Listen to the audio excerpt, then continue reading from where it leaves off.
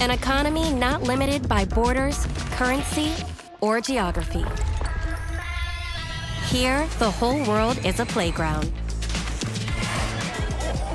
where everyone can shop globally from home or shop locally around the globe. The PAL economy doesn't get stuck in the old ways of doing things. And this changes everything. This is the creator's economy, the adventurer's economy, the entrepreneur's economy. It moves with people wherever they go, letting them tap, click, and swipe. Hey, Mom. Yeah, just a second. To pay safely everywhere, in every way, and get paid back every time. Putting cash back in virtual wallets and leather ones, turning spending into savings. Where buyers and sellers both get what they really want. And trust is the currency. Here, you don't just pay, you PayPal. Sweet. The more you use it everywhere, every day, the better it gets. It's an economy built for everyone, bringing people and communities together. A human approach to a complex world. How refreshing. It's time to revolutionize commerce for everyone, everywhere.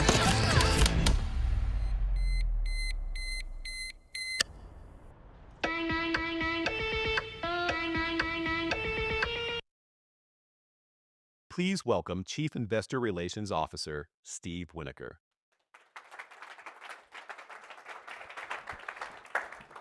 Good morning, everybody, and welcome to PayPal at NASDAQ in New York City. It's great to see so many of you that I recognize and new faces in the room today and online. We're excited to share more about the strong foundation in place and the growth opportunities ahead for PayPal. Just a few reminders before we start. First, materials we're showing today are on our website, as always. And note that our remarks that we're making are forward-looking, as well as involving risks and uncertainties. Actual results may differ from these statements, and our commentary is based on our best view of the world and our businesses as we see them today. As described in our press release, SEC filings, and on our website, those elements may change as the world changes. So we're joined today by Alex Chris, Jamie Miller, and many of our business leaders across the company.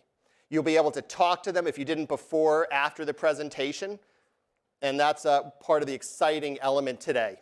It is a very busy day. You can see it in the agenda, the presentations, the Q&A session, and the demos that we have for you over on the left side.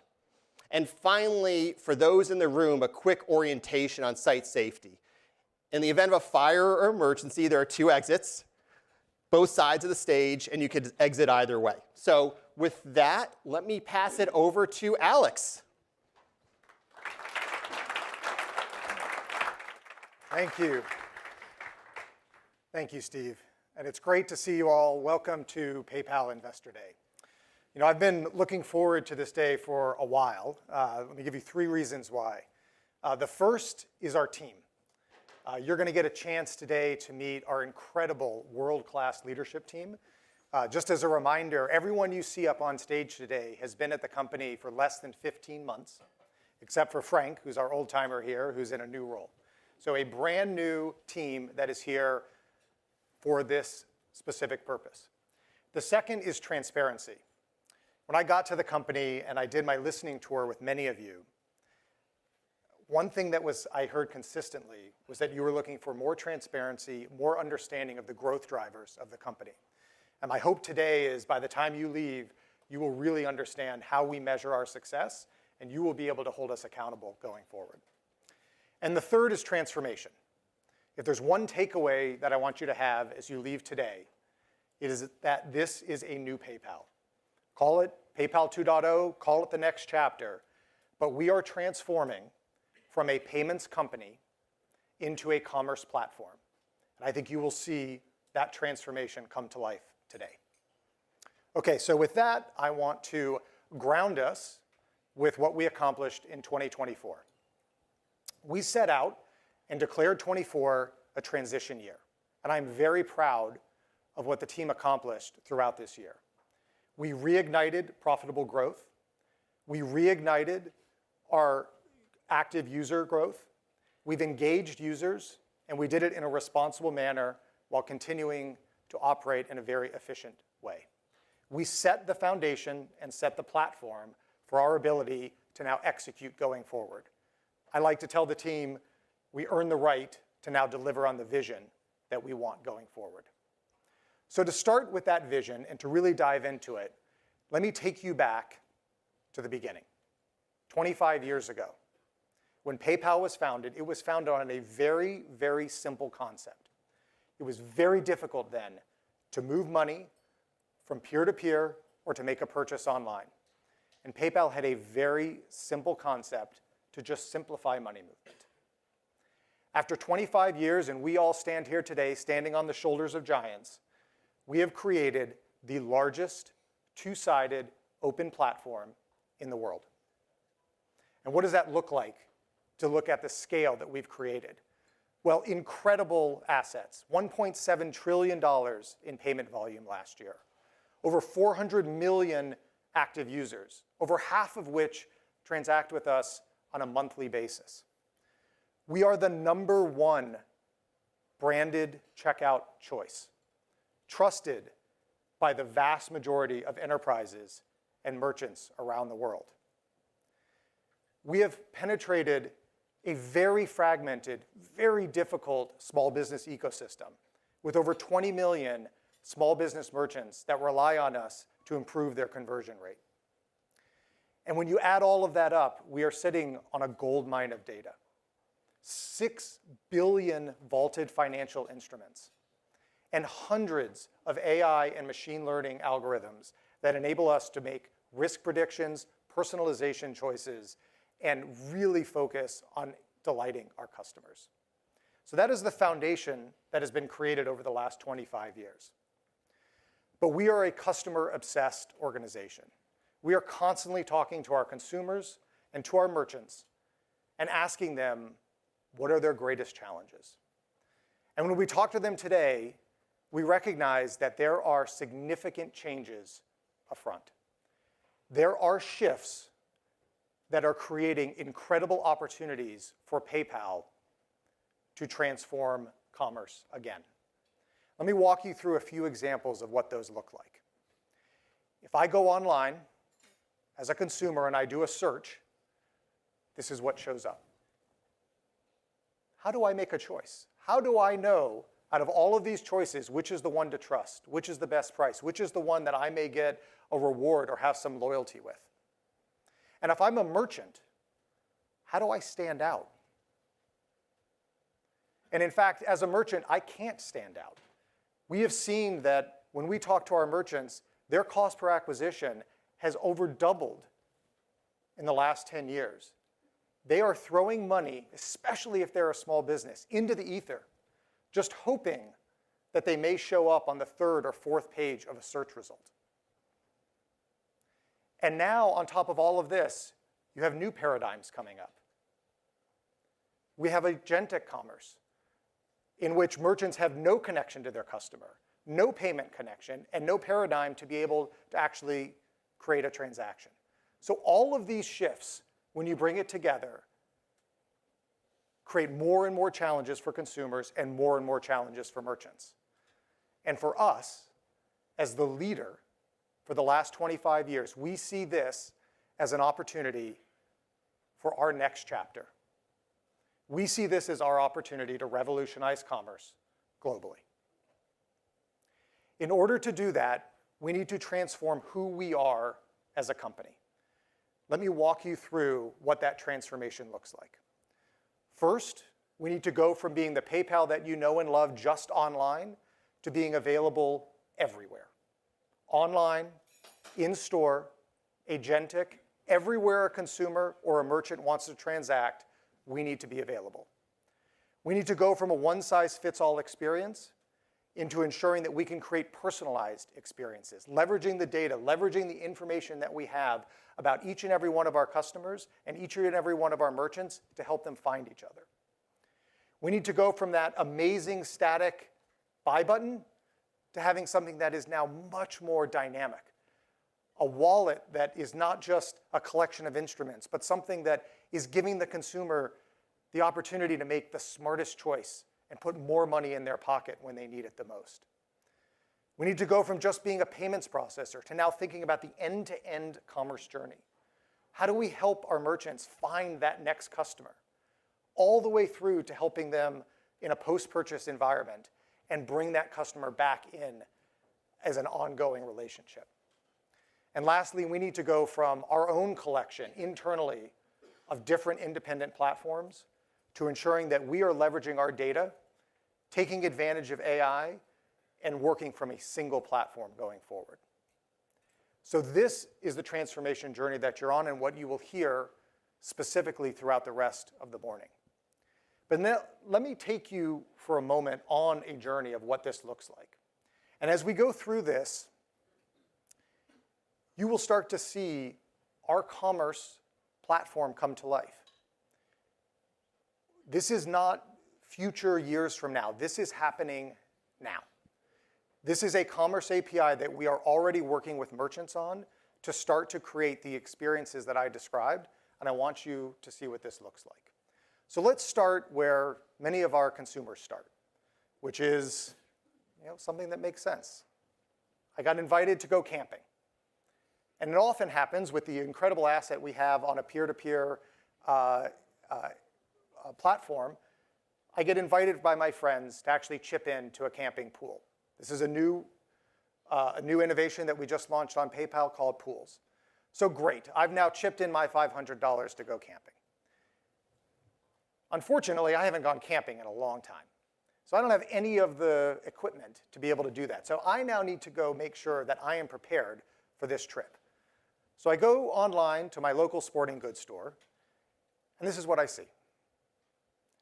We have hidden the name of the store, but this is an actual screenshot.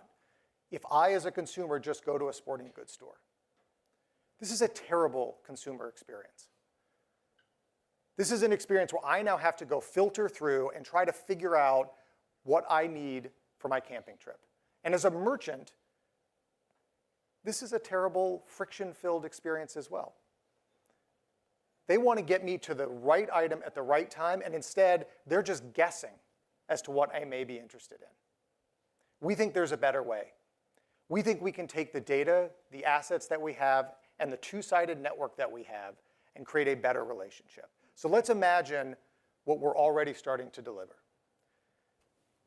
I should be able to go to a website and actually have it personalized for me.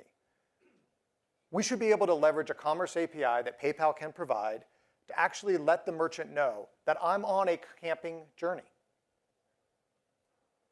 On top of that, we should be able to do things like create a consumer profile. We already have over 80 million profiles of consumers that start to share information like the journeys that they're on, the items that they're interested in, their favorite colors, their shoe size. So now the merchant can actually create the exact customized, personalized shopping adventure for them. I now get to see the boots that I need. I get to see the color that I'm interested in. I get to see that it's in my size. And I already know that I have PayPal loaded up and ready to go, so I can create a buy now experience right now. On top of that, when I actually get to check out, they know that I'm an Amazon Prime member. So they can offer free shipping and just reducing any friction to the purchase experience. This is an incredible personalized experience that by the time I get to the end, I have now an end-to-end experience and loyalty already built in with this merchant. This is a very different experience than what exists today. So that's an online e-commerce experience.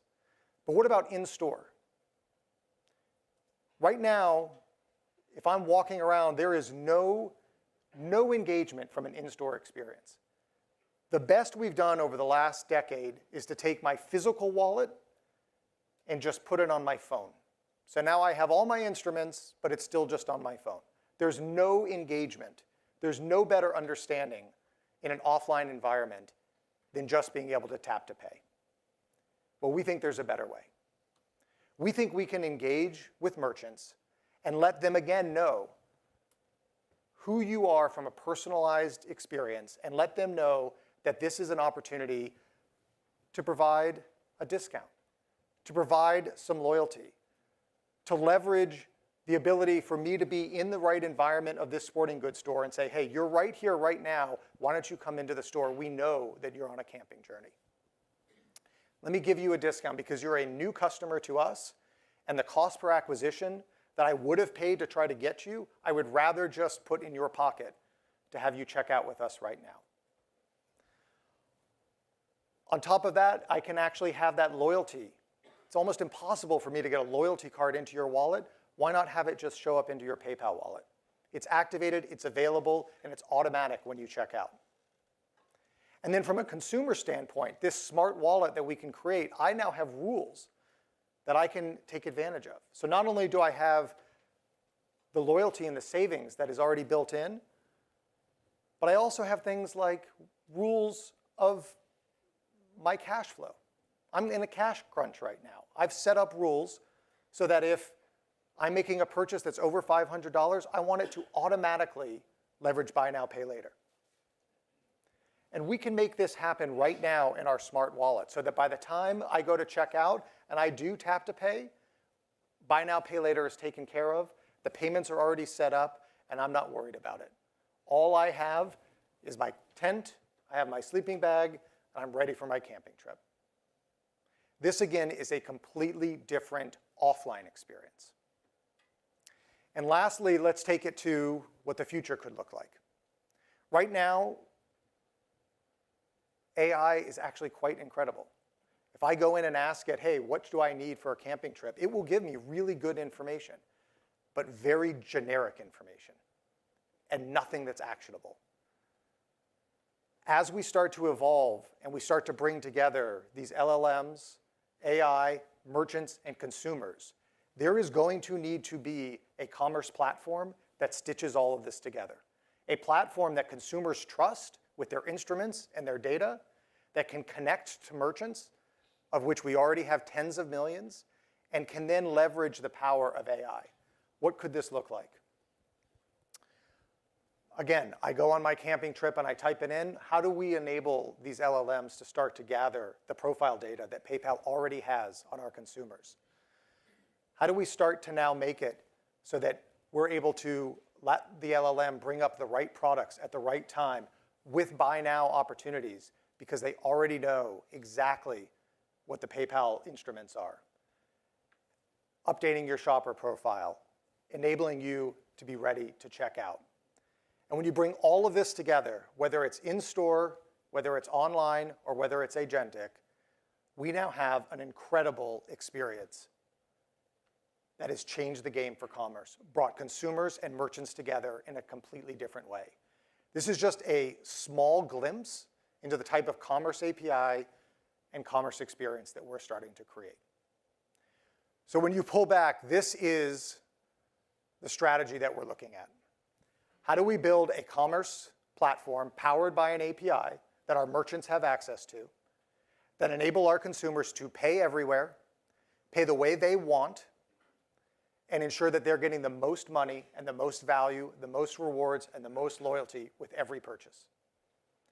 And from a merchant perspective, we want to not only deliver an incredible payments opportunity, but we want to do what's most important to them, which is help them drive the next customer, the right customer, in the right ROI, and then ensure that they're operating as smart as they can. And we want to do this online, we want to do it in-store, and we want to do it for the future in an agentic world. As we do this, and as we move into this world, we open up additional addressable markets. We obviously have played very well in the online payment space, but are still scratching the surface of the opportunity. But we are now moving into offline commerce, and we are moving into ads, overall marketing budgets, credit, and continuing to expand the growth levers that we have as an organization to delight our customers. And we're well on our journey. As you will see for the rest of the day, we've hired an incredible team. We've declared this mission. We are starting to build the platforms, which you will see come to life today. And we have built and brought in tremendous talent over the last year in AI and technology to ensure that we can deliver on this. And we are moving very quickly. 24, as I said, was a year that we needed to bring the company back into profitable growth. But as we look into 25 and beyond, we are realizing our commerce vision immediately.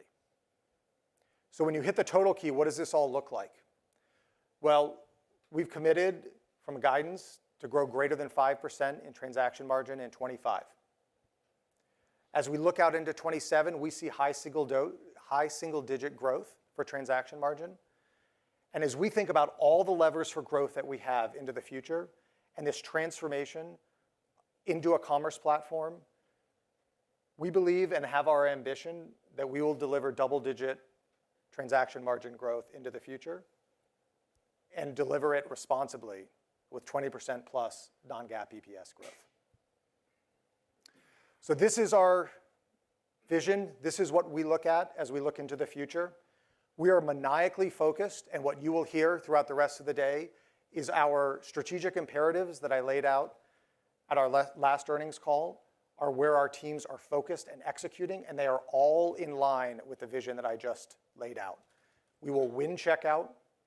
We will scale our omni experience. We will grow Venmo, and we will accelerate our SMB penetration. And as we do all of that, we will get to a place where we will build on the foundation that we've created as an organization, the largest two-sided open platform. We will ensure that we now move into these new addressable markets with velocity, with innovation that delights our customers. We will do it online, we will do it in store, and we will do it in an agentic world. And we will deliver incredible results as we move forward, not only in 25, but beyond. So with that, I'd love to bring the team up and ensure that they are able to expose to you all the details and the how of this vision. And we'll start with our Chief Technology Officer, Srini Venkatesan.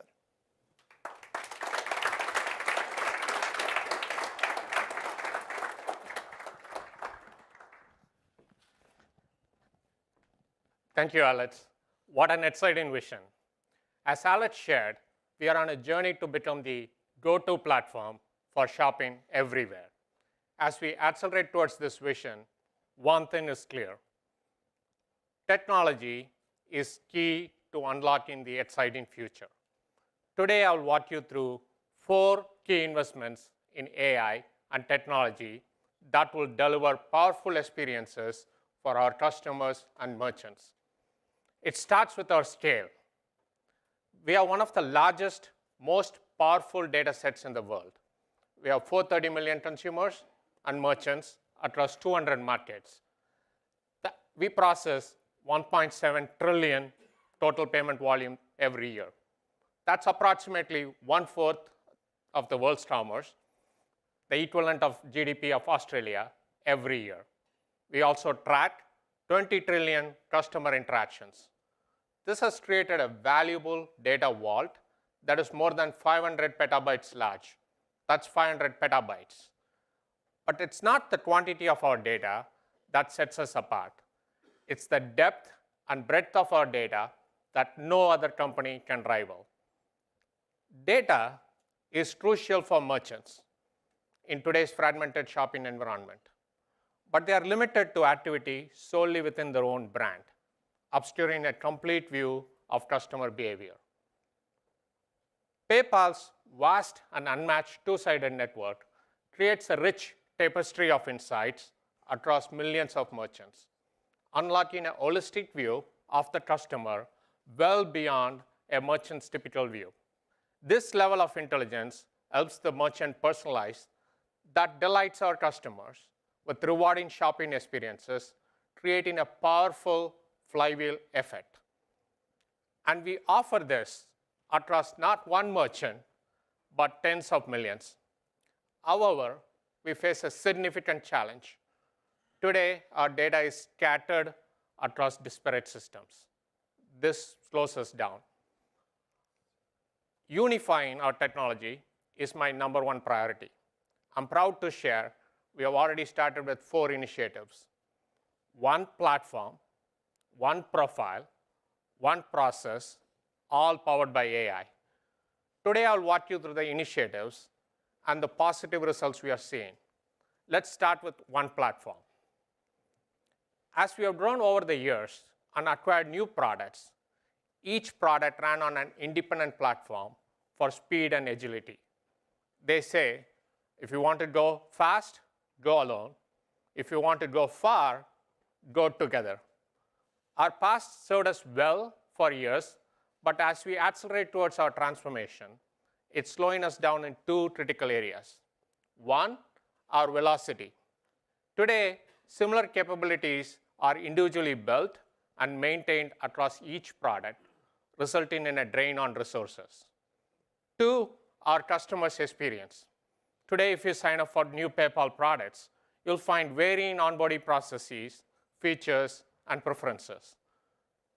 Our North Star is one platform, a common chassis that we orchestrate behind the scenes, unseen by the consumer. When our core capabilities move up to the chassis, we can build once and use for all. This allows us to bring best-of-breed services to market faster for every customer, no matter which product they are using. Likewise, with PayPal Open, merchant can access the full PayPal ecosystem regardless of which integration they choose. Today, PayPal and Xoom are unified, making it possible to send foreign remittances through the PayPal app, no Xoom login required. Zettle is targeted for the first half of this year, followed by Venmo, Braintree, and PayPal Complete Payments. Let's talk about one profile. We are moving to one single view of our customer. Today, we capture a customer's activity and preferences across each product. With one profile, we are combining these insights to reach our customers in a powerful, delightful way. This was illustrated in Alex's campaign example. And we have 4 additional experiences that bring this to life. First, seamless interoperability across products. You can now search accounts across Venmo and PayPal. This is just the beginning of what we can unlock across products. Second, we can now underwrite and extend more opportunities to customers with less effort. Here you can see Venmo users receive personalized offers based on their unified financial profile. Additionally, we can create personalized shopping experiences. With our view of the customer's size and hobbies, we can enable the merchant to show the right shoes in stock in the right size. Lastly, we can improve our customer support interactions. With the view across products, we can predict why a customer is reaching out, and in some cases, reach out before they even need assistance. As valuable as these rich experiences are, we know that when it comes to commerce, speed matters. We are modernizing our systems, are on a journey to be cloud native, to provide our customers and merchants with the fastest experience. This will be one of our most impactful modernization efforts to date. Take a look at this map. Today, no matter where you are in the world, when they engage with PayPal, the request travels back to our systems in the US and back again. This is felt most acutely in our furthest regions.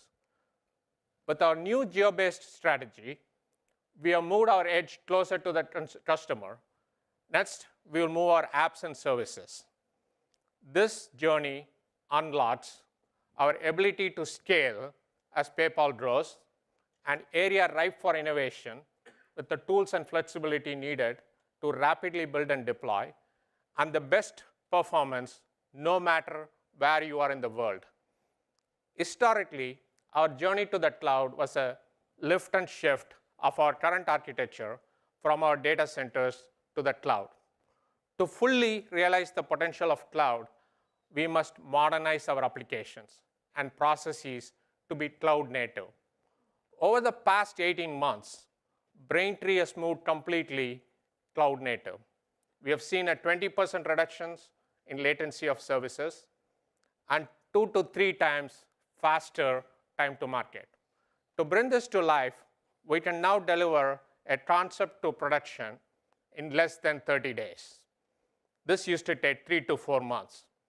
That's a really big deal. As we unify our platform and modernize our infrastructure, we are also standardizing on one unified development process. Over the past 6 months, we have streamlined a complex development system to enable faster releases and accelerated speed to market. Today, our top applications have moved to this process. And here are the results we are seeing. 50% improvement in lead time, time from concept to delivery, 40% increase in speed of build time. This has enabled our checkout app to move from weekly releases to daily, up to multiple times a day.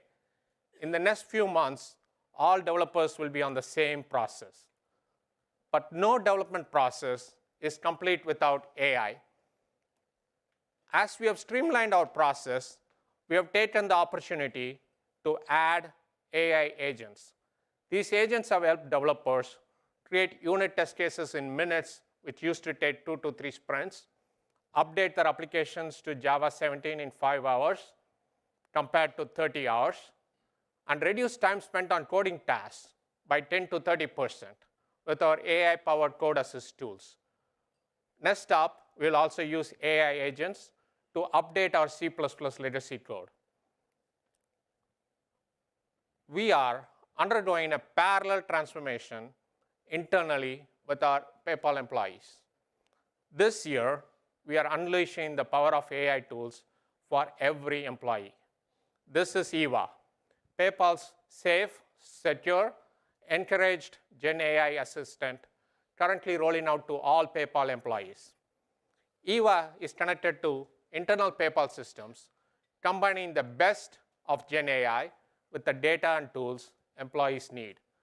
Here's one example of how we are leveraging AI internally at PayPal. Today, PayPal manually handles thousands of compliance cases annually. Analyzing interactions between just 2 accounts can take an investigator days. With AI, we can now analyze patterns 5 counterparties away in minutes, revealing trends that are beyond human detection, from days to minutes. These are examples of how AI is improving productivity across the entire organization. Now let's talk about what AI can do for our customers. As you heard from Alex, we have a strong customer-backed mission at PayPal. We often ask ourselves, what pain points are our customers facing today that the world of AI can solve? We know consumers spend a lot of time optimizing their cashback and rewards. But with so many systems to remember, they are often unsuccessful. To address this, PayPal utilized AI to collect all the credit card's terms and conditions and analyze the optimal credit option for each purchase category. With our AI model in hand, we put it to the test, and here is what we found. When we ran 10% of the eligible monthly transactions through the model, it revealed that shoppers could have saved $50 million had they let AI select the best credit option for the purchase. If we can imagine that for all of our transactions, the amount of money we could be saving for our consumers is massive. This is a great example of dynamic, personalized commerce everywhere. And it's just the beginning of our wallet getting smarter with AI. We also ask ourselves, how can new and emerging AI, such as agentic AI, delight our customers? People are increasingly using Gen AI for shopping research. However, today there is no option to make a purchase. We have already started development on an agent within the PayPal app. Customers can prompt the agent to research what they need for a camping trip or ask it to reorder a recent purchase. With PayPal's profile and identity context, we can seamlessly place your order. Likewise, our strategic partners could leverage PayPal agent to augment their context and to complete the purchase. To sum it up, one platform will standardize and increase our velocity. A single complete picture of our customer profile powers the personalized experiences that only PayPal can provide. One process improves our productivity, and a modernized infrastructure increases performance. And lastly, AI, the accelerant that is activating our global workforce and bringing innovation back to the core of PayPal. Look, this is why I came to PayPal. Throughout my career, I've seen how technology can transform the lives of consumers and merchants. But the impact has always been limited to just one merchant. At PayPal, we are out to revolutionize commerce for millions. And PayPal has the technology, data, security, and customer trust to get it done. And like I said, we are just getting started. Thank you. Let me pass it to Diego.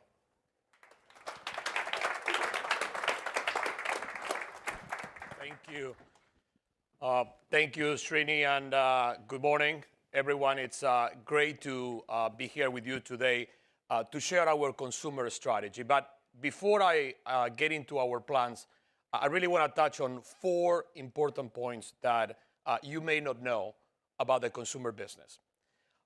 First of all, we have 2 powerful and trusted brands. A lot of companies, they're lucky if they have 1. Well, we have 2. And this really sets us apart. PayPal and Venmo are among the most trusted and valued brands globally. Second, we heard this before, we are a global leader. We have over 430 million customer accounts across more than 200 markets worldwide. And here's the thing, nearly half are outside of the US. Third, we have the largest installed app base, more than 3 times the size of our next largest competitor. And what's very important is that we are platform agnostic. And you know this very well. This is critical because the next generation of customers will engage through the apps. You know, like they say in real estate, it's location, location, location. In our case, it's apps, apps, apps. And fourth, and you can see in here, we have the most comprehensive product suite in payments, hands down. Now, the strategy I will share with you really starts with and builds on where we've always been, but as Alex says, it's also an evolution of our business to drive durable growth. Our 2 brands helps us appeal to the widest set of consumers, and we have a winning strategy for each one of them. So let's start with PayPal. Branded checkout is the heart of PayPal, and every business in the company has a critical role in driving it. So on the consumer side, it's all about selection, consumer selection, how we drive consumers to select and demand PayPal at checkout, but it doesn't stop there. Our strategy also drives engagement across our ecosystem of products to increase monetization. Later, you're going to hear from my colleagues, Frank, Michelle, and Susan, about how the checkout experience will also drive conversion and how we are going to scale merchant adoption. Now, as we always do, let's start with the consumer. So PayPal's value proposition resonates across all demographics, but we are maniacally focused on young families and individuals in their 30s and 40s who have medium to high incomes. This is a very important distinction. They want convenience, and they want to make the most of their money. So for them, we want PayPal to be the easiest, the safest, and the most rewarding way to pay, to send, and to save money, which makes us the smartest way to pay. Now, there are three pillars that underpin how we drive selection and answer the question, why PayPal? Pay everywhere, pay your way, and get the most value. Now, let me give you an overview. So starting with pay everywhere, consumers choose PayPal because they can use it for everything. Our strategy is to be top of mind. So either if you are omni-channel, or you're sending P2P, or even if you're doing crypto with us, this is very critical because we know that the more you use our products, the more their checkout selection grows. That means that we're driving habituation. Second is pay your way. There is a new frontier to being easy. Yes, checkout has to be fast, and you're going to hear a lot of that today. We will be. But we're also going beyond. Our focus is on innovation. We will make checkout seamless and frictionless end-to-end, and it will go all the way to support our consumers post-purchase. And then is get the most value. We are going to turbocharge rewards and purchasing power like never before. Now, what is really important is that if you look at these numbers, every stat that we have in this page shows that every consumer product leads to checkout. And that is a very important distinction for our strategy. That's why it's both about having an amazing checkout experience, but it's also critical that we build and we nurture a consumer product ecosystem that drives engagement, that gives us more ways to monetize, and that keeps reinforcing selection. So now let me give you more detail on the execution of the three pillars of our strategy. So let's start with pay everywhere, which includes how omni-channel, P2P, and crypto will drive habituation. So first, as Alex said, PayPal is omni-channel. Our consumers can now use us online and in-store through debit, tap to pay, credit, and pay later products. Last year, we launched PayPal Everywhere in the US, and we're seeing incredible results, like an increase in checkout penetration among debit card users. Listen to this. Every time we add 4 debit card actives, we add 1 incremental checkout active. And not only that, but our TPV on debit card has grown 100% year over year. So PayPal Everywhere is expanding both checkout and share of wallet. This year, we will expand PayPal Everywhere into more markets, starting with the launch of our NFC wallet in Germany, which is very, very exciting. Next up is P2P. Our users can send money virtually anywhere and everywhere. It's a cornerstone of our consumer ecosystem and user acquisition strategy. 30% of our new users come from P2P. And over $10 billion of P2P funds are re-spent through checkout. So not only does P2P bring in new users, it keeps them engaged. We will continue to innovate on P2P with new features. Soon, we will let you send money instantly to bank accounts and mobile wallets, or send cash and digital currency like crypto nearly anywhere in the world. This is something that only PayPal can deliver. And listen to this, anyone, even outside of our network, will be able to receive payments with text or messenger through PayPal. That's pretty exciting. And finally, let's talk about crypto. So PayPal was the company that brought the world of offline to online. And now we are the ones taking it from online to on-chain. We started by being a safe place to buy, sell, and hold crypto. And we're seeing explosive growth as our consumers use it more and more for transfers and payments. And we're very excited because PayPal consumers can use crypto to pay in millions of PayPal merchants right there in our app. So we integrate buying, sending, and spending, all with the safety and trust only PayPal can provide. We're excited because we're building something truly differentiated.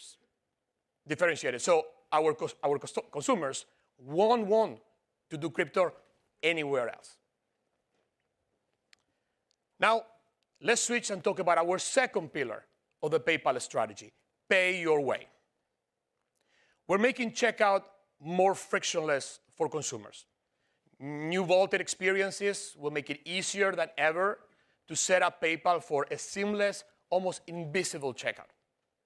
And we will be launching a subscription management hub so that customers can add and cancel their subscriptions all in one place. All of this because we know that when users choose us once on subscriptions and recurring payments, that means they are choosing us every time at checkout. And the PayPal wallet will get smarter. Soon, all of your offers, rewards, and loyalty programs will stack automatically and be applied automatically right there in the app. So let me give you a few examples of what this might look like. So consumers will automatically earn and burn merchant rewards at the point of sale. This will stack on top of their PayPal rewards and their personalized offers, so they get the most out of every transaction. And users will then set preferences that automatically switch on features like buy now, pay later right there in the store, so they also get maximum flexibility. And then it's post-purchase that builds loyalty with features that simplify and add value. This includes smarter receipts, making it easier to track packages, manage returns and refunds, and personalized insights that make future shopping experiences better by remembering a lot of very key important details from your preferences: colors, sizes, styles, etc. And now the third and the final pillar of our PayPal strategy: get the most value. We want our customers to keep coming back because of how much value PayPal unlocks for them. So let's start with pay later. We want to be the best pay later, period. And how? By being the only ones who offer maximum availability, affordability, and choice. So let me explain one by one. Other BNPL companies are still expanding their networks.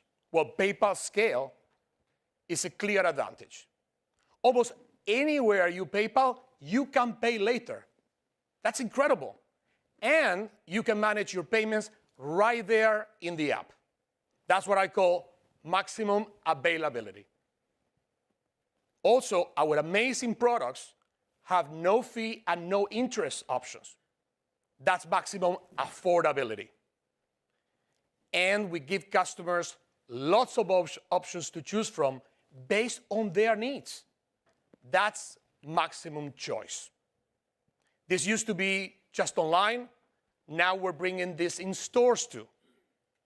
And these products are going to show up big in our marketing, yes, in a very big way. And next, on getting more value is rewards. Integrations with third-party loyalty programs, and a new PayPal rewards program, which will reward the entire customer relationship, from sending P2P to checkout and even buying crypto. Very exciting. And now the last component of getting more value: ads and offers. PayPal Ads is not just another ads business, it's the engine to our commerce platform that Alex described.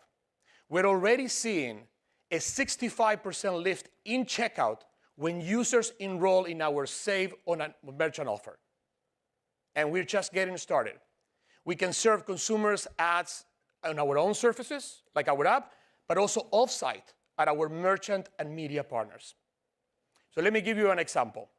Imagine you're watching a show on your streaming platform, your favorite streaming platform, but instead of another random ad, you see an ad that's targeted to you with an offer that you actually want, and the offer is already saved for you in the PayPal app.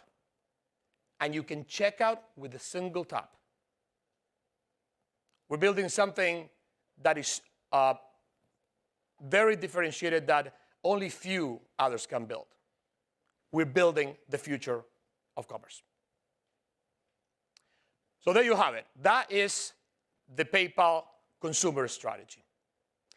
And let me speak a little bit about what does all this mean for monetization. Just look at those numbers. When consumers are engaged across our many of products, they're worth up to $94 per account, compared to $5 for consumers who only use P2P. That's pretty exciting and remarkable. But what's even more exciting is that if you look at the penetration of these products beyond P2P and checkout, it's still so low. We have tremendous opportunity to keep driving growth, and that's our strategy. And this is not just a theory. We already have great momentum in our business. Our cohort of power users grew by 10% last year, and our inactive users declined 4%. We're driving engagement, which means our strategy is working. Okay, let's switch gears now and talk about Venmo. Few apps are more deeply ingrained in the lives of young people than Venmo. How many times do you hear or even say yourself, Venmo me, or I'll Venmo you, right? The name is the category. And what's exciting is that we're building something even bigger than a P2P app. We are evolving Venmo to become the next generation's go-to money movement app. So what do we mean by that? Let's dig into the Venmo strategy to bring this to life. As we did with PayPal, let's start with the consumer. Our user base is already affluent. It has a higher penetration of mid to high income consumers than our competitors. This, coupled with the engagement that we have in our app, gives us a clear advantage to monetize these high spending levels. We serve a lot of different customers across the US, but what we wake up every morning thinking about is how we deliver on the needs of young, urban affluents. You know them. They are recent college graduates or young professionals. They are working hard, but they're also living their lives, having fun with their friends. They are splitting rent, rides, and restaurant tabs. They are spending in the neighborhoods where they live and they work. And they want money to move as fast as they move. Instant, effortless, mobile first, all in one place. Now, so let me now take you through the 5 steps of our strategy designed to serve the needs of these customers. And there is an intentional sequence to this strategy. So let's start with being the best P2P, which is obviously where the money comes in. We are the leaders on P2P today, and we will continue to innovate to expand that lead. So let me give you some examples. Last year, we scaled our groups feature. Alex mentioned this for PayPal. We did this for Venmo. So for your next ski holiday with your friends, if you're planning one already, now you can save money as a group and split the costs. So far, our users have created 400,000 groups in 2024. In October, we launched Schedule Sense, making money movement even easier, particularly for high-value use cases like rent payments. And this year, we will bring even more advancements to search and discovery, making the experience even better. And here's another amazing thing. We are building the base of the future. Our teen base has exploded by nearly 150% year over year. It's pretty exciting and remarkable. Then, we are going to enable our customers to use their P2P funds to shop omni-channel. Venmo processes over 18 billion in P2P flows monthly. That's an incredible number. This gives us the opportunity to convert these funds into monetized spending. We're going to do this through Pay with Venmo, which is already an incredible experience.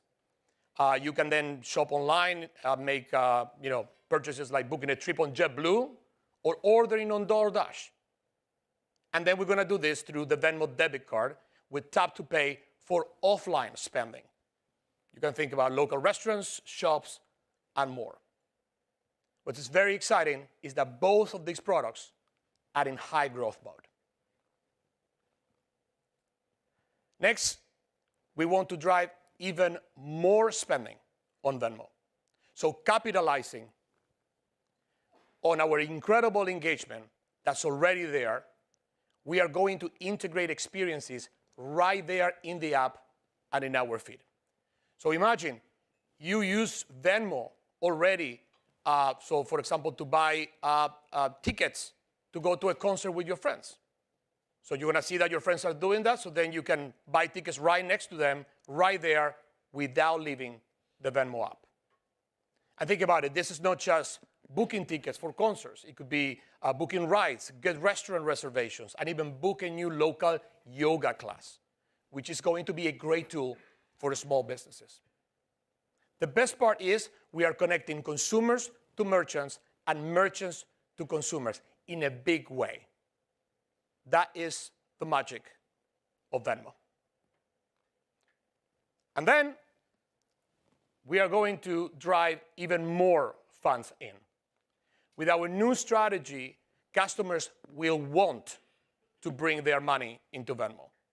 And we will make it easier and more compelling than ever, no matter where they keep and earn their money. So whether that's through direct deposit, gig economy payouts, or investment platforms, and with enhanced money management tools and rewards, we will add even more reasons to bring more funds with Venmo. And finally, in the sequence is rewards. We are going to reward our customers for their whole relationship with Venmo. We believe that we keep customers coming back is by building a relationship, one that is based in giving them more value for everything they do with us. So that's our 5-step Venmo strategy. And let me share, as I did with PayPal, what this means for our opportunity to monetize and why we're confident that our strategy is going to work. P2P is our killer use case to get people engaged with our ecosystem. Then when we get them to start spending with us in store and online, their ARPA rockets up to $67 and goes even higher to more than 100 when they also start to bring funds in. And while we're already having a lot of engagement on P2P, look at those numbers of penetration. We still have so much opportunity to drive more penetration across our ecosystem. We are very excited about where we're going with Venmo and the opportunity. But we're also excited that we're not just talking about something that it will come, whereas already talking about the results we're already seeing. A 24% increase in users monetized beyond P2P in 2024. 12% growth in ARPA year over year, and 50% growth in Pay with Venmo merchants. This is really strong progress. So what does this mean for Venmo's financial performance? The formula is simple. We're getting more consumers engaging at higher levels with our monetized products. Ultimately, our plan will enable us to grow Venmo revenue to more than $2 billion by 2027. So let me conclude by saying very simply, we're focusing on 3 key outcomes. Going back to the beginning, driving selection rate, first and foremost. 2, accelerating or increasing our per-user monetization. That's the 2 sides of our strategy. And 3rd, accelerating new revenue sources. Our strategy is clear, is designed to drive durable growth, and what's most important, we are on our way. So thank you, and let me now hand it over to Steve, that is going to take us forward. Thank you very much. Thanks, Diego.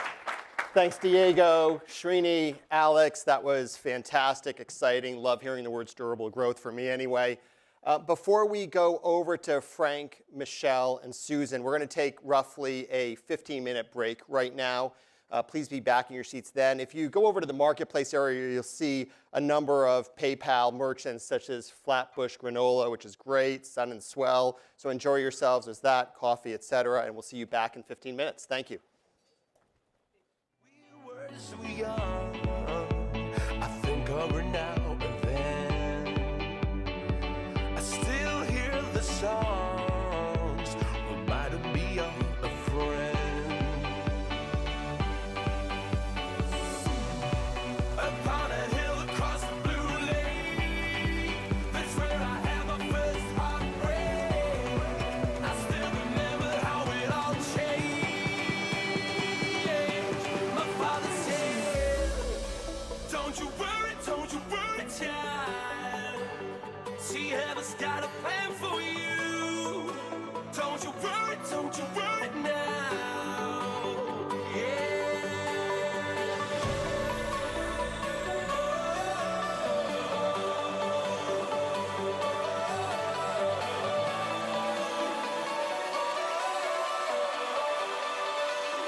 See, heaven's got a plan for you. Don't you worry, child. See, heaven's got a plan for you.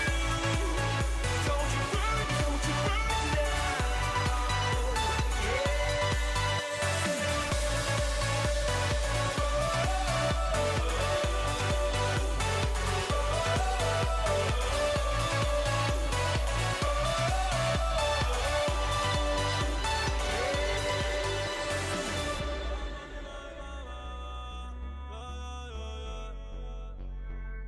Yeah.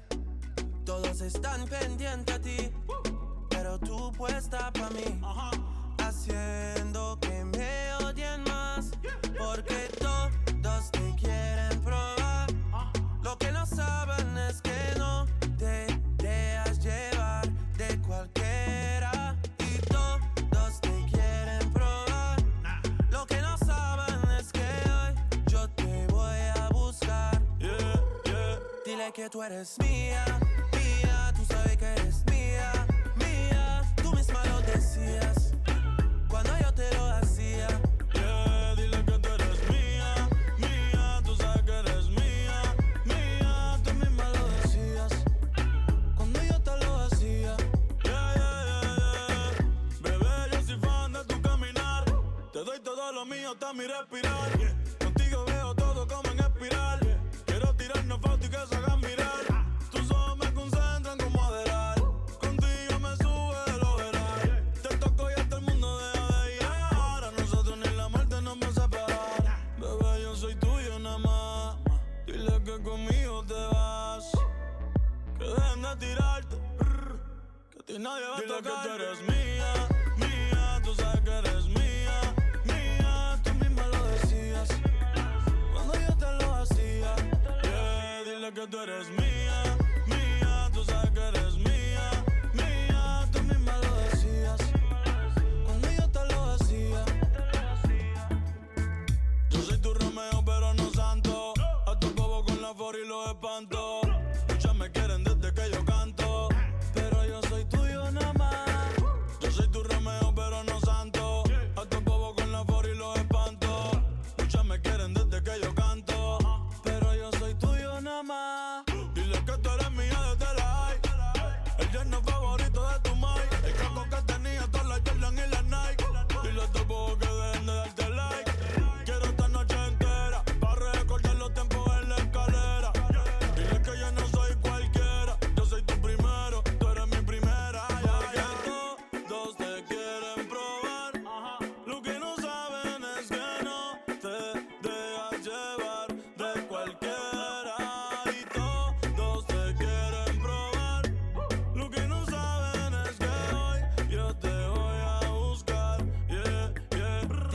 tú eres mía, mía, tú sabes que eres mía, mía, tú misma lo decías cuando yo te lo hacía. Dile que tú eres mía, mía, tú sabes que eres mía, mía, tú misma lo decías cuando yo te lo hacía.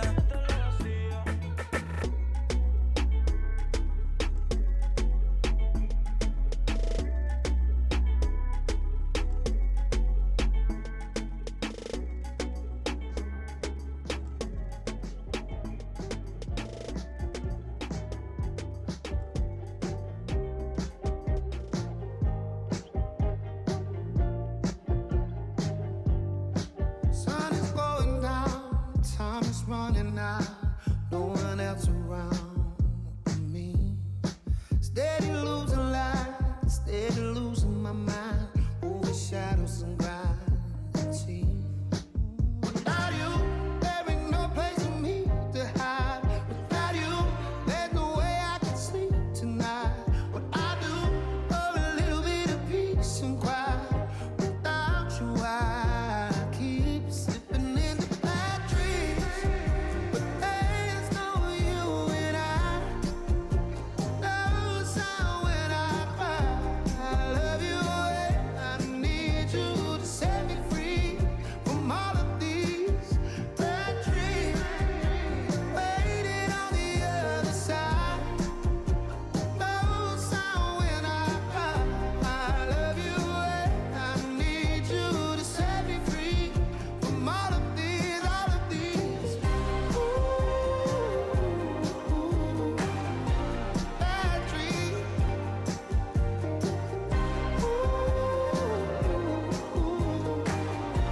All of these, baby, please come around. Help me settle down. Hellish habits and cloud my head. What you waiting for? Something physical. I can do this by myself. Without you, there ain't no place for me to hide. Without you, there's no way I can sleep tonight. What I do for a little bit of peace and quiet. Without you, I keep slipping into bad dreams. But there's no you and I. No sound when I cry. I love you and I need you to set me free from all of these bad dreams. Waiting on the other side. No sound when I cry. I love you and I need you to set me free from all of these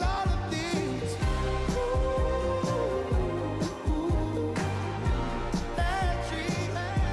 Baby, please. All of these, all of these.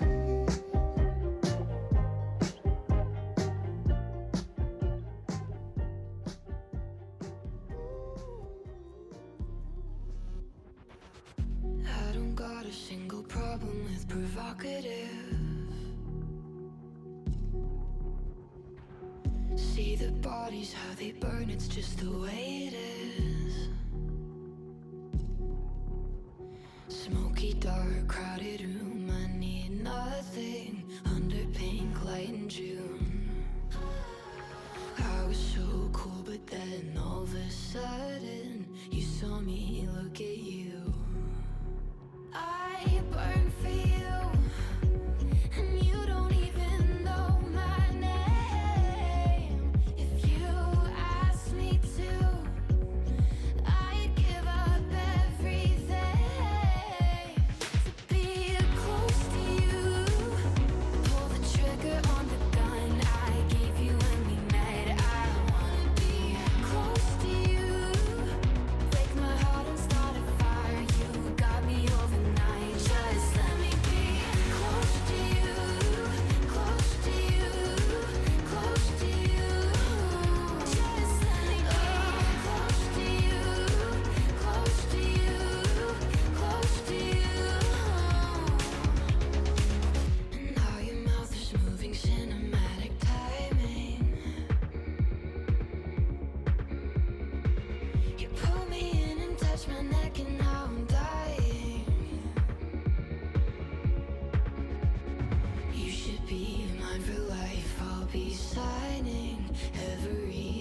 dotted line.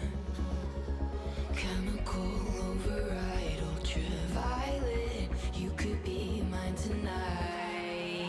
And I burn for you, and you don't even know my name. If you ask me to, I'd give you everything. To be close to you, pull the trigger on the gun I gave you when we met. I wanna be close to you, break my heart and We will resume shortly. Please take your seats now. Thank you. close to you, close to you, close to you. Just let me be close to you, close to you, close to you. I burn for you.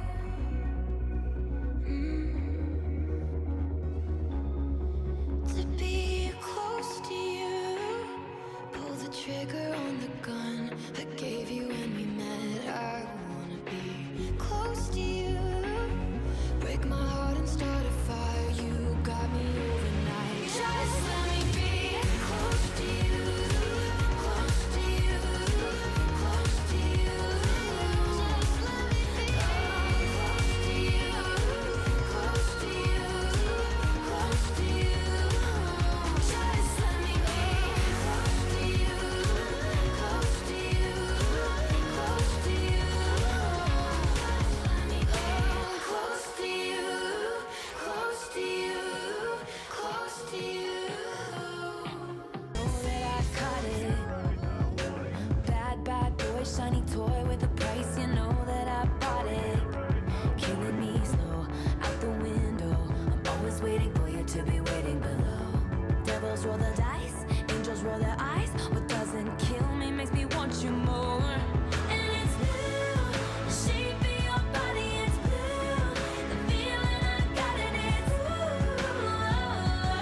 it's cruel summer. It's cool, that's what I tell 'em, no rules. Unbreakable heaven, but it's cruel summer with you. Hang your head low in the glow of the vending machine. I'm not dying. We say that we'll just screw it up in these trying times. We're not trying.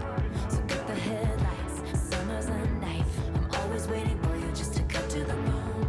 Devils roll the dice, angels roll their eyes. And if I bleed, you'll be the last to know. Oh, it's blue. The shape of your body is blue. The feeling I got in it's it's cruel summer. It's cool, that's what I tell 'em, no rules. Unbreakable heaven, but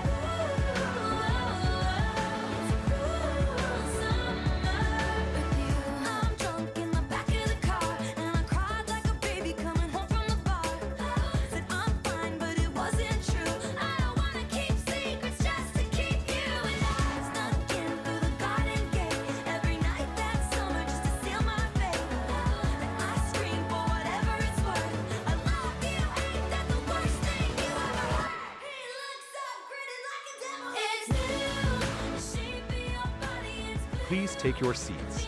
We will begin momentarily.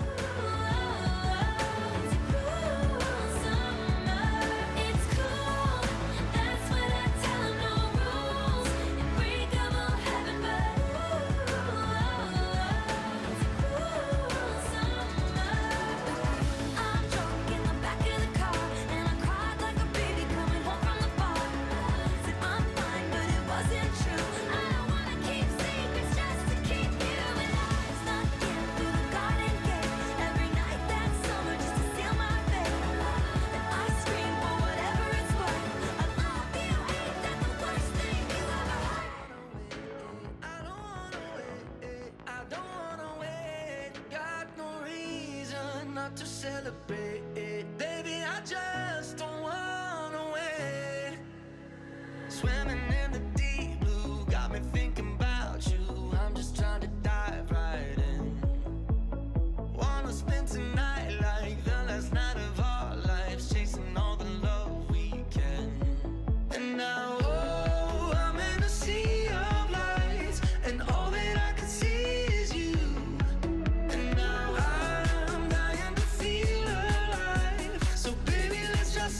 Please take your seats.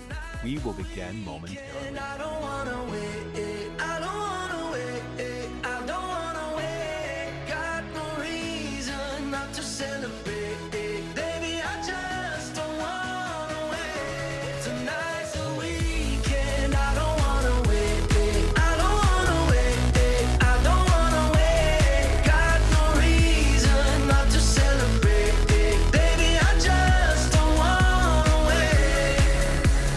I've been chasing so long, every right that feels wrong.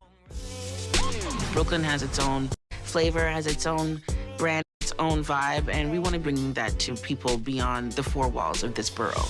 A lot of other commercially available granolas, they don't really have a strong spice hand or really have a lot of distinct flavors. I want people to feel that granola is special and that it's taking them someplace. One of the great things about having PayPal and Venmo as payment options is that it really reduces friction at the time of the sale. Whether it's for my wholesale business, sending invoices, or my corporate customers who want to pay through PayPal, and even my subscription consumers who are ordering through my website or at my pop-up markets, PayPal and Venmo are always super flexible and a really easy interface. My Venmo business profile is great, particularly because it allows me to operate really seamlessly when I'm out in the market. I can just jump back and forth between my personal Venmo and my business Venmo profile. There are so many different ways that customers can pay. It's simple, it's easy, and it's secure. I'm most proud of taking the leap. Starting a business is hard, but I'm exceptionally proud that I was able to put out something into the world that brings people joy.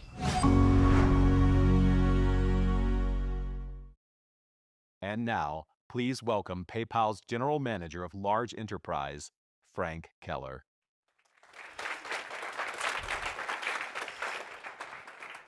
Welcome back. I hope you are all well caffeinated so you don't fall asleep. I'm super excited to be here. You heard Alex, you heard Diego, you heard Trini. Diego spoke with you about the consumer side of our network, and I am here to discuss the merchant side. I'll cover three things. First, how we have reimagined our checkout experiences to drive growth. Secondly, how we drive profitable growth in our enterprise processing business, also known as Braintree. And third, and finally, how we support our merchants as we look into the future. So PayPal is not only the smartest way to pay, but it's also for merchants the smartest way to get paid. And that's why PayPal Checkout is at the core of our flywheel. Diego already talked about this. This is our branded checkout growth formula. As you see, the checkout experience is at the center, connecting the merchant and the consumer side. So for consumers, it needs to be fast, it needs to be easy, and it needs to be personalized. And for merchants, it needs to drive conversion. Last year, we've been laser focused on reimagining our checkout experiences. So let me tell you what we have accomplished. As you see here, there are essentially three core checkout experiences: Vaulted, One Time, and Guest. So Vaulted is our best performing experience. It is ideal for repeat purchases. Think of rideshare, food delivery, etc. Then there's One Time. It provides the full flexibility every time you pay, like in traditional retail and on marketplaces. And then there's Guest Checkout. That has a lot of friction, but it's almost 40% of global e-commerce, often used in low-frequency scenarios. This is why we've innovated with Fastlane by PayPal. I want to double-click into each. What is a vaulted payment? Imagine that you open a new rideshare account. During setup, you need to choose a default payment method. So when you ride, you're focusing on getting from A to B, and the payment actually automatically happens in the back. This is when PayPal is vaulted. We're having an outstanding conversion rate of 95%. And that is because our wallet is so powerful. We have multiple payment methods, so payments rarely fail. But we had an opportunity to do even better during sign up, login, and how fast it is. So let me take you through these. When a merchant presents a user with payment options, they don't know what to prioritize. Alex called it, they're guessing.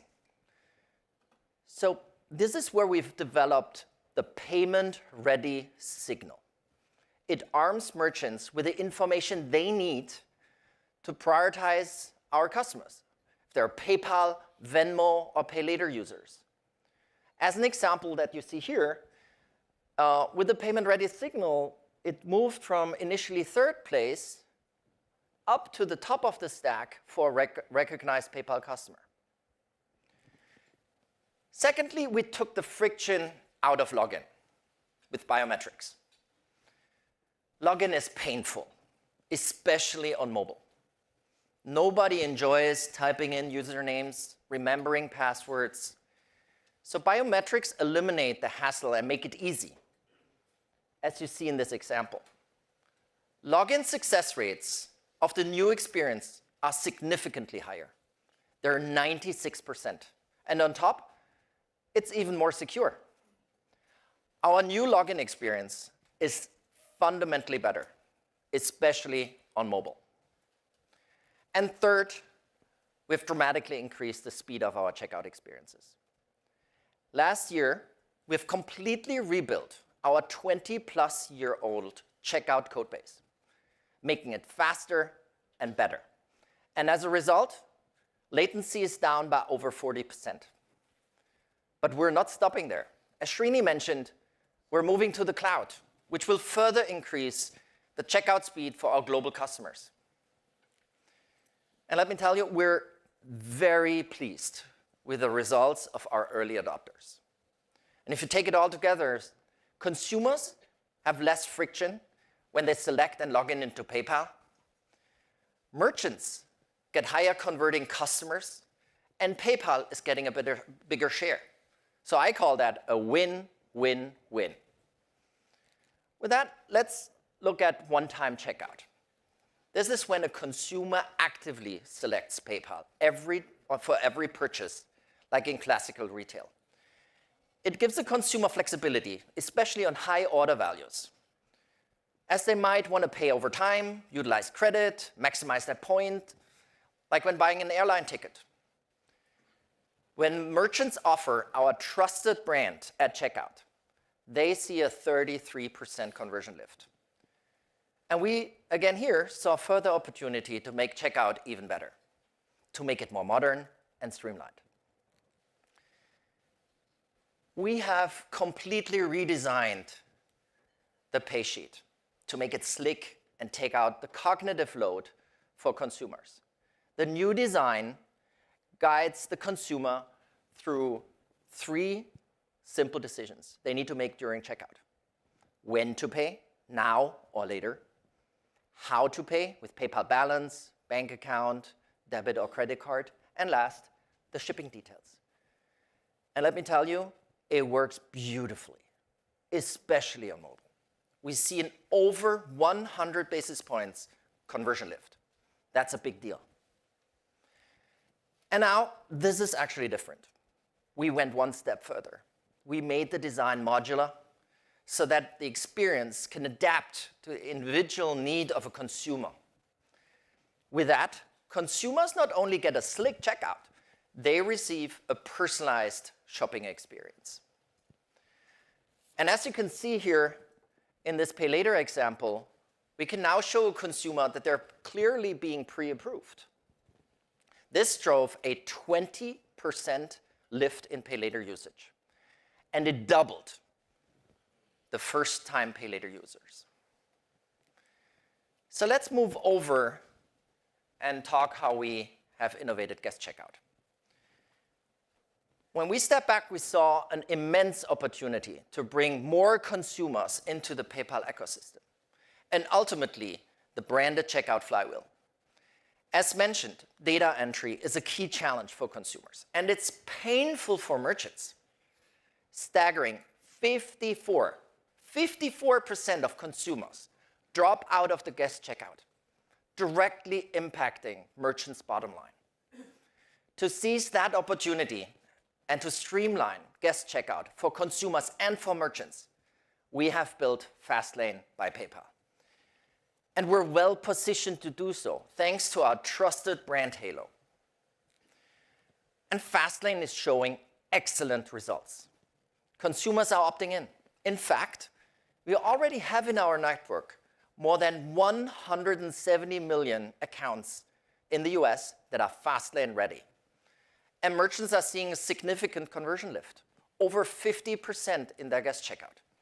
So for PayPal, it's a meaningful opportunity to increase our overall share of checkout. And we're now focused on rapidly scaling the merchant side with partners like BigCommerce, Adyen, Fiserv, and more. Now, this is important. Fastlane fuels our branded flywheel with a second opportunity to bring consumers into our ecosystem. Let me tell you, we're watching Fastlane user cohorts extremely carefully. And what we're seeing is interesting. 25% are new to PayPal. And over 50% are inactive, meaning they have a PayPal account they're no longer using. So it becomes a great channel for us to engage new or lapsed users with branded checkout. So as you see, Fastlane is part of our holistic approach to growing PayPal branded checkout. As these experiences are now delivering results for customers and for PayPal, we're now focused on bringing our new checkout experiences to a global scale. Today, we've already scaled to more than 30% coverage in the US. And soon we'll start rolling out to the UK, to Germany, followed by the rest of the world. As we continue to drive results for our customers, we will phase out our old experiences.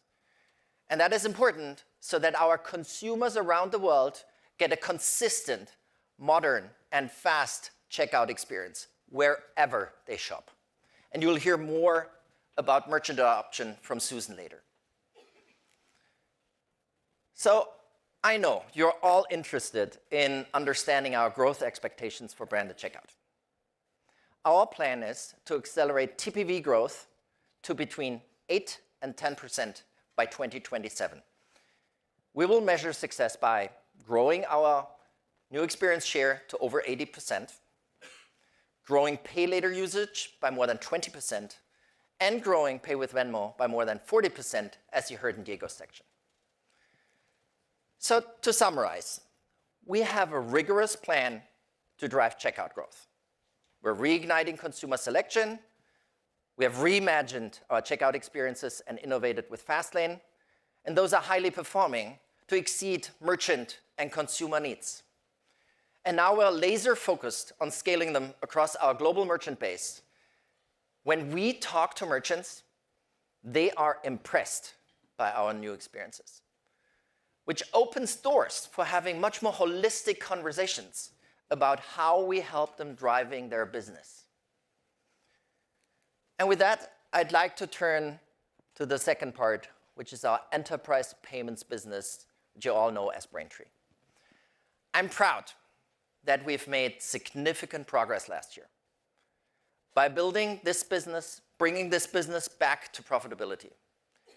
And I'm excited to tell you more about how we grow from here. Let me tell you, we have a leading enterprise payments platform. It's scaled. We've processed over $570 billion last year with leading authorization rates. We're global. We're serving some of the largest brands around the world. And we have a strong suite of value-added services, which is for PayPal a massively untapped opportunity. For those of you in the room who are not familiar with the platform, I want to quickly walk you through. So there's payment processing. This is processing debit and credit cards. These are alternative and local payment methods. And of course, our own checkout options. We have a suite of value-added services that are powered by the data from our network. And we have orchestration, which is critical to our open platform strategy. I want to explore with you our growth strategy that will drive accelerated and profitable growth. I want to take you through the 3 pillars. expansion of our processing, how we're scaling our high-margin value-added services, and how we're scaling our open architecture approach. Let me start with a major leap for our payments business. We're going to expand our total addressable market into omni-channel processing. We've announced this morning that we've enabled this with a strategic partnership with Verifone, a global leader in point of sale. With that, we will be able to serve omni-channel merchants around the world with a cost-effective and highly scalable approach. And I'm super excited to unlock this opportunity, as it means many new possibilities for PayPal to seamlessly connect the online and the physical world. In addition, we're laser-focused on geographic and vertical expansion. 70% of our business is currently concentrated in North America. Thus, we have a massive opportunity to grow internationally, where we see higher margins. To do so, we're strengthening our localized capabilities and our localized go-to-market. We also see an opportunity to grow faster through a vertically segmented approach, with tailored offerings that address the unique needs of each vertical, all the way from product to sales. The second pillar is about unlocking the margin opportunity of our strong suite of value-added services that are powered by the data of our two-sided network. I want to give you a couple examples. So we have payouts. Think of gig economy. This is where we pay out to SMB sellers or solopreneurs in over 200 markets in many currencies. This is also fueling our network. More than half of those funds actually go straight into PayPal or Venmo wallets. And Michelle later will talk more about our SMB strategy. There's risk, fraud, and payment optimization services. They're powered by AI and ML models that are trained on our global transactions across the network, which is saving our merchants dollars and time. And then we've just externalized our FX services for our cross-border merchants to remove the complexity and headache while also saving them cost. And we're now focused on scaling them effectively across our customer base to enhance the margin profile of our payments business. And lastly, there's orchestration, which is at the core of our open architecture approach. It allows our merchants to expand globally and quickly enable new use cases without the tech and organizational burden of doing everything themselves, which means merchants need to connect only once to us and to get access to the whole global ecosystem. What you actually might not know is we're already a leading scaled orchestrator. We have orchestrated over $66 billion last year. We already have more than 100 connections to partners across PSP, fraud, loyalty, connected commerce. And finally, our open architecture strategy will also enable partners to grow with us. So with all of that, we expect our enterprise payments business to grow transaction margin twofold by 2027, while also growing volumes at e-commerce levels. To summarize, I want to leave you with 3 things about our enterprise payments business. We will grow by expanding our total addressable market into omni-channel, targeted geographies, and verticals. We're laser focused on unlocking our margin-rich opportunity with value-added services. And third, we're building an open architecture which gives merchants access to the full ecosystem through our platform connection. Let's look at large enterprises. As large enterprises adopt more and more services, they become more profitable. So we create compounding results, as you see here. Merchants typically enter to our ecosystem through branded checkout. Then they adopt processing and move to a platform integration, which allows us then to add higher margin value-added services and new innovations. as you can see down there, we have a lot of upside. But listen, to achieve this, we must fundamentally change how we go to market. So let me show you the future. This morning, we have announced PayPal Open, our one platform for all business. PayPal Open brings our legacy acquisition and product brands under one roof. The value proposition is structured in 3 core needs, which we actually hear from every merchant, be it large, be it small. It's power my payments, drive my growth, and help me operating smarter. And an important role of PayPal Open is also that it provides merchants access to our latest innovations. So dovetailing into what Alex already said, I have one more thing to talk about, which is the PayPal Commerce API. 70% of consumers expect personalized experiences. But it's really hard to do and get it right. It's super hard to know what a consumer wants, especially when you have only limited information as a merchant. This is where we are uniquely positioned to help. Consumers have always entrusted us with their financial information. So it's no leap of faith that they also entrust us with their shopping preferences. In fact, in the US, we already have the permission of 80 million consumers to do so. And with the PayPal Commerce API, we provide merchants with relevant product recommendations and deals to personalize their experiences. We will start testing this innovation with strategic partners later this year, and merchants will get access through PayPal Open. And if you haven't done so, feel free to learn more about this in the demo space. So as I wrap, I want to leave you with 3 takeaways. We're raising the bar on branded checkout. We have an end-to-end plan to accelerate growth. Our new experiences are delightful for consumers and drive conversion and outcomes for merchants. We're laser focused on scaling them globally and to drive consumer selection. We are growing our enterprise payments business profitably, and we're accelerating growth by expanding into omnichannel, targeted geographies, and verticals. And we're accelerating our value-added services adoption. And finally, PayPal Open gives merchants of all sizes access to the full power of PayPal, including new innovations like the Commerce API. So much of what I've talked about is not only relevant for large enterprises, but also for small businesses. Thus, I want to hand it over to Michelle, who will walk you through our SMB strategy.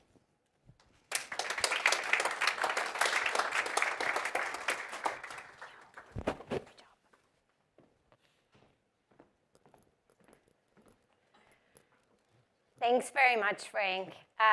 Frank talked about how we're going to completely overhaul and dramatically improve the checkout experiences for large enterprises.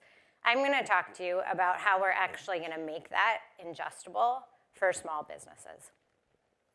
So before I do that, I'm going to contextualize for you what our small business ecosystem looks like today. So first, we have a massive SMB merchant base. We've got over 20 million merchant accounts across 200 markets globally. We also have merchants that span both goods and services businesses. They're online and offline. And today, less than 20% of our actives are exclusively e-commerce businesses. These businesses select us because of our trusted brand, our solutions that grow with them. If you look at it, today, over 400 million consumers trust PayPal. We have one of the 3 most trusted financial services brands globally. We have a high net promoter scores, and our merchants say that we're universally accepted, recognized, and dependable, all things that they count on. They start with us in P2P. They then move on to branded checkout. They often then adopt full stack. And as their needs change, they might adopt invoicing or point of sale. As you can see, as their business grows, so does their involvement and engagement with PayPal. And our products drive very clear value for them. When merchants put PayPal on their checkout page, they see a 46% increase in conversion. When merchants add BNPL, we see that it increases their average order value by 62%. And merchants who adopt PayPal Working Capital typically see a 36% increase in their total payment volume subsequent to that first loan. But we don't stop there. We're not just focused on the revenue side, we're also focused on keeping costs down. And what we see is that when merchants adopt things like package tracking, they see an 80% reduction in disputes. Sorry. But in 2022 and 2023, we lost focus on our SMBs. We went to market with a suboptimal go-to-market approach. We lacked product innovation, and our products were not integrated, making it difficult on our small businesses. And so we saw a decline in our business. But we've been on a mission to turn that around over the last year. So now I'm going to walk you through what we've been doing. In 2024, we had a big year. We meaningfully inflected the business. And now we're on the path to be the indispensable platform for small businesses. First, we focused on our go-to-market strategy. Second, our product innovation. And third, our customer engagement. Let me walk you through each of those separately. Go-to-market. Frank talked about this a little bit as well. We've gone to market historically with capabilities. Now our aim is to go to market with solutions. We had a set of proliferating brands, which you heard we unified into PayPal Open. On product innovation, we went to market product by product. They were often self-serving. We weren't focused in serving a customer need and working customer back and coming to market with that solution. And we've really been focused on payment and payment adjacent. And now, as you heard from Alex and Frank, with things like the Commerce API, we're much more focused on growth. And lastly, customer engagement. We've been really transactional. This past year, we decided to do a lot more proactive outreach and create delightful experiences for our merchants. And rather than going to market with a one-size-fits-all, we created personalized, AI-driven experiences that facilitated a much more customized approach to our merchants. All of this under one large umbrella that we now call PayPal Open, the way in which we're going to power the future of commerce for SMBs. Through this transformation, we can't wait to have our merchants easily discover us, be eager to use us, and absolutely love us.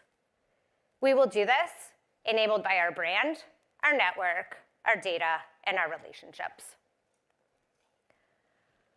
So what do we mean by overhauling our GTM strategy and having merchants discover us?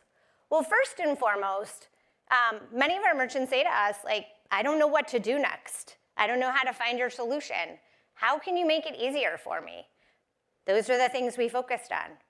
For our partners, we've been focused on making our solutions very easily ingestible and covering them and co-creating solutions with them. And, of course, you heard about our brand. So let me walk you through each of those. All right, this should look familiar. Frank just talked about this. We had a set of proliferating brands. We also went to market with a really disjointed strategy. What did we decide to do? We brought together all our brands. But it's not, this PayPal Open thing, it's not just a rebranding. It's not like we're just saying, hey, let's throw everything under one roof and put it all together and somehow magically it's going to work. Instead, Srini talked to you about the way that we're actually bringing all of these brands together architecturally. That is the critical thing, that now a merchant can enter through any door and have access to the rest of our platform.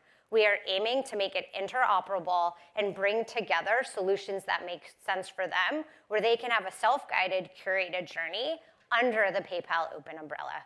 And so, yes, today we announced that new brand, and we're very excited to launch it. But more importantly, the work that we've done over the past 13, 14 months to get us here and really allow us to get to this point is what's been incredible.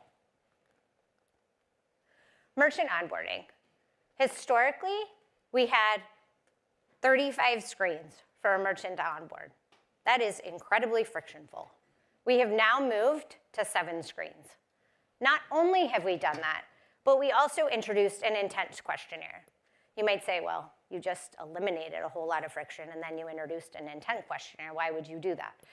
Well, we actually gave merchants the choice of whether or not they wanted to go through the intent questionnaire. And what we have seen is merchants who go through the intent questionnaire actually perform much better on the other side. And so that self-selection is also helping us better understand that merchant and also really driving higher quality merchants.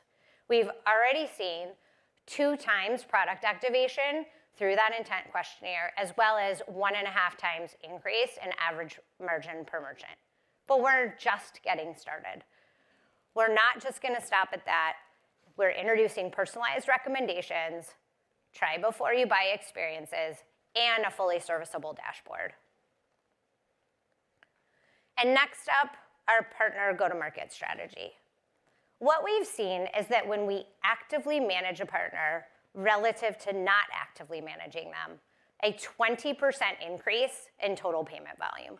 So we made the decision that in 2025, we're gonna increase the number of actively managed partners by 2.5 times. That will allow us to, with a greater number of partners, really find curated co-solution opportunities to bring to market the suite of capabilities that we've historically independently housed in a way that makes sense for their merchants, to drive loyalty to them and for their merchants to them, and ultimately that loyalty will inure to the benefit of PayPal. All right, so I've told you about how our merchants are gonna very easily discover us and our partners. And now I want to talk to you about why our merchants are going to be so eager to use us.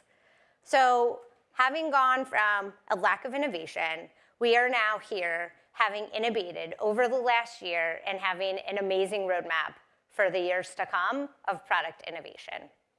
And the reason this is so important for small businesses is the preponderance of small businesses use upwards of 15 tools to manage their businesses. They don't do this by choice. They do this because they have to, because many of the tools are disparate and they have to cobble them together. Our aim is to reduce that friction for them and bring more of these tools together under our roof.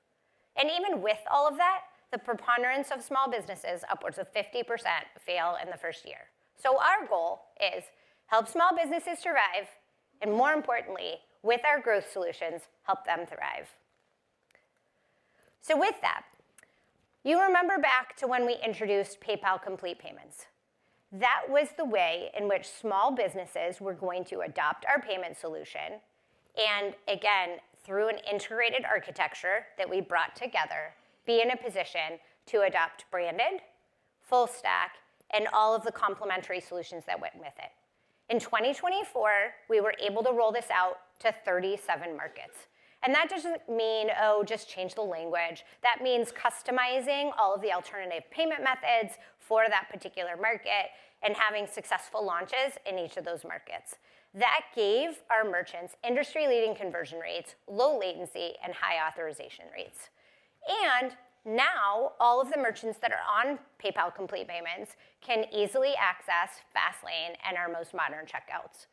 What we saw as an added benefit of people moving to this better stack was also an increase by 33% of incremental product adoption. In 2025, the thing we're really excited about is we're gonna tap into a brand new market, B2B bill pay. B2B bill pay is tapping into a $2 trillion market. This is exciting not just for our merchants, but also for PayPal in that it opens up a brand new network. So let me talk about our existing merchants. Today, our existing merchants receive about $200 billion in the PayPal ecosystem, 80% of which leaves without being respent through PayPal. This is an opportunity and a reason for these merchants to not have to transfer money to 4 or 5 different places, but be in a position to spend that money through the PayPal ecosystem. So that is benefit 1. Benefit 2, they now get to invite their vendors, their suppliers, to join the PayPal ecosystem, making it faster for those vendors and suppliers to get paid, and ultimately bringing them into the ecosystem in such a way that in the future, you could imagine these transactions could just be ledger to ledger rather than even having any money transfer take place. And by the end of 2025, we hope to power all of this through PYUSD. So lots of innovation coming in 25, again, to simplify the lives of our merchants. Also in 24, we spent a lot of time on our merchant lending business. Our merchants love our merchant lending products, but sadly, they weren't available to as many merchants as we had hoped. So we spent 2024 with our credit team bringing in a lot of third-party data to allow us to expand the number of merchants that we could lend to responsibly. And in so doing, we've already seen eligibility go up by 43%. That's pretty incredible. We also put the application and the ability to get loans in more places, leading to a 2 times adoption by first-time users. We have many more plans to expand on this in 2025. We're planning to introduce microloans to facilitate access for even smaller merchants, as well as loans for up to $1 million to facilitate loans for larger merchants. We're really excited about what's to come. All of this will ultimately lead to 2 times increase in our business. And next up, Frank and Alex talked about the Commerce API. So the Commerce API is amazing if you're a large enterprise, right? You can just ingest it, you can put it into your flows, et cetera.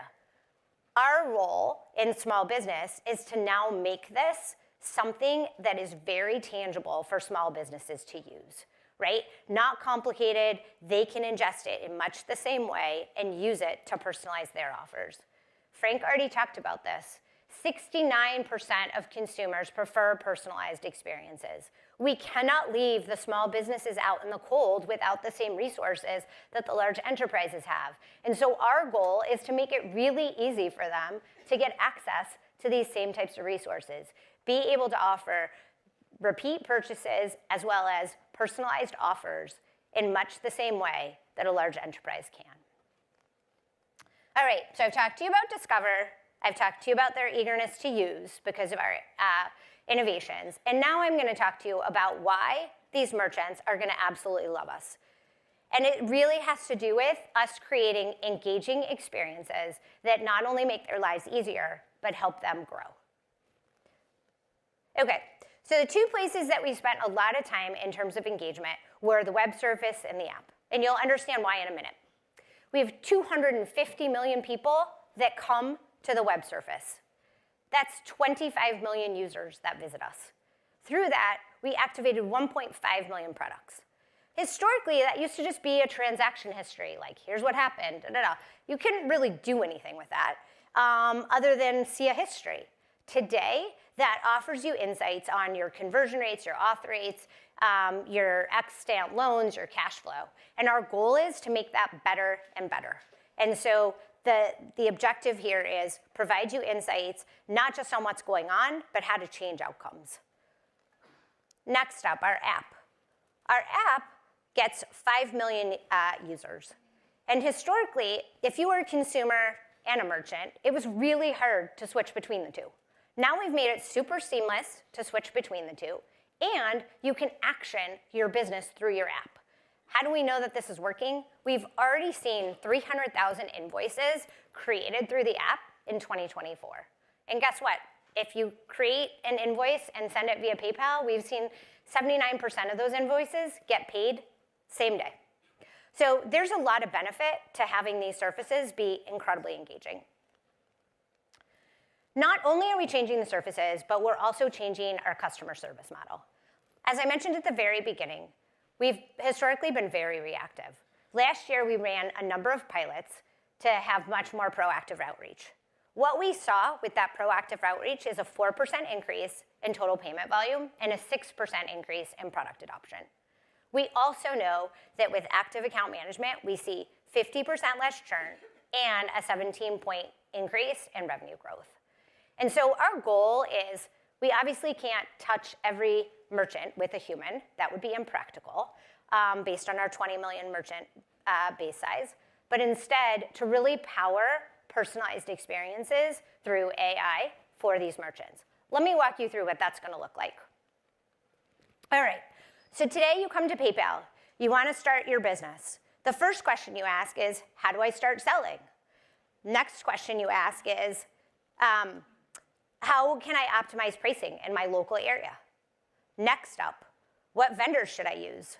Then you want to know, what geography should I expand to next? And lastly, how should I optimize my cash flow?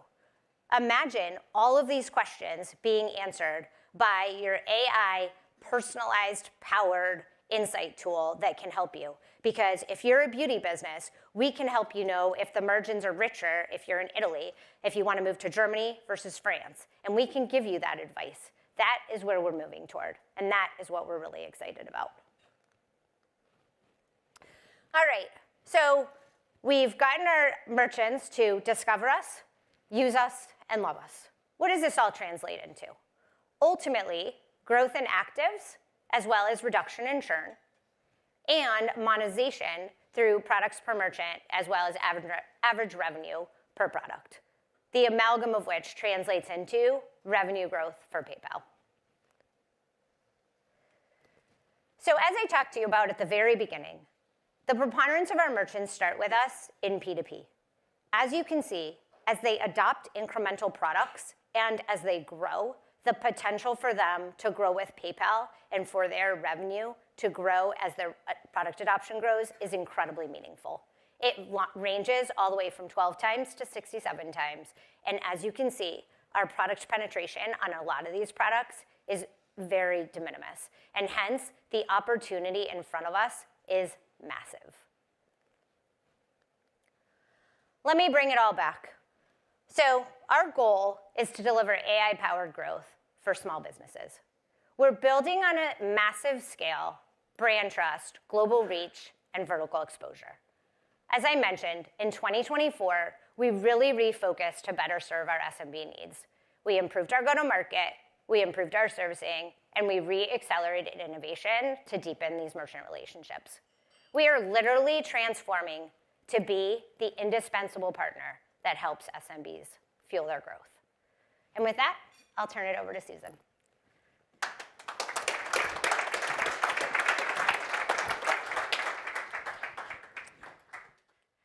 Thank you, Michelle. Good morning. I am Susan Carrere, and I have the pleasure of leading an organization we call Global Markets. We lead PayPal's business in the markets. We are responsible for the end-to-end relationship with our customers around the world. So here's what I'm going to do today. I'm going to bring to life how we go to market with everything you've heard this morning. This is the plan to unlock extraordinary growth across PayPal around the world. So let's get started. So you're all very familiar with PayPal's next-generation commerce flywheel. The role of Global Markets is to power that flywheel around the world. We are the force multiplier. We bring merchants, partners, and consumer value together. We nurture and grow these relationships, and we scale our products and services to markets around the world. So before we talk about the opportunities that lie ahead of us, let me anchor you in the foundations of our business. So Alex outlined much about our scale, built over many years. That scale is substantial. We have scale, yes, but it is the strength of our diversity that actually drives the growth you see on our platform. We serve merchants across a range of verticals, from retail and travel through to new high-growth industries like gaming and digital goods. We have a growing presence of consumers and merchants outside the US, and our volumes are equally diversified by business line. We have the privilege to serve nearly 90% of Fortune 500 companies around the world. They range from digital and commerce platforms to streaming and content service providers to marketplaces and omni-channel retailers. So, how do we build this franchise to drive growth? Let's go back to the growth formula. You heard from my colleagues earlier on the first two components, selection and experience. I want to dive into merchant adoption and help you understand how PayPal's reach, relevance, and impact work across our markets to fuel growth. So let me start with reach. Digital commerce, well, it's complex.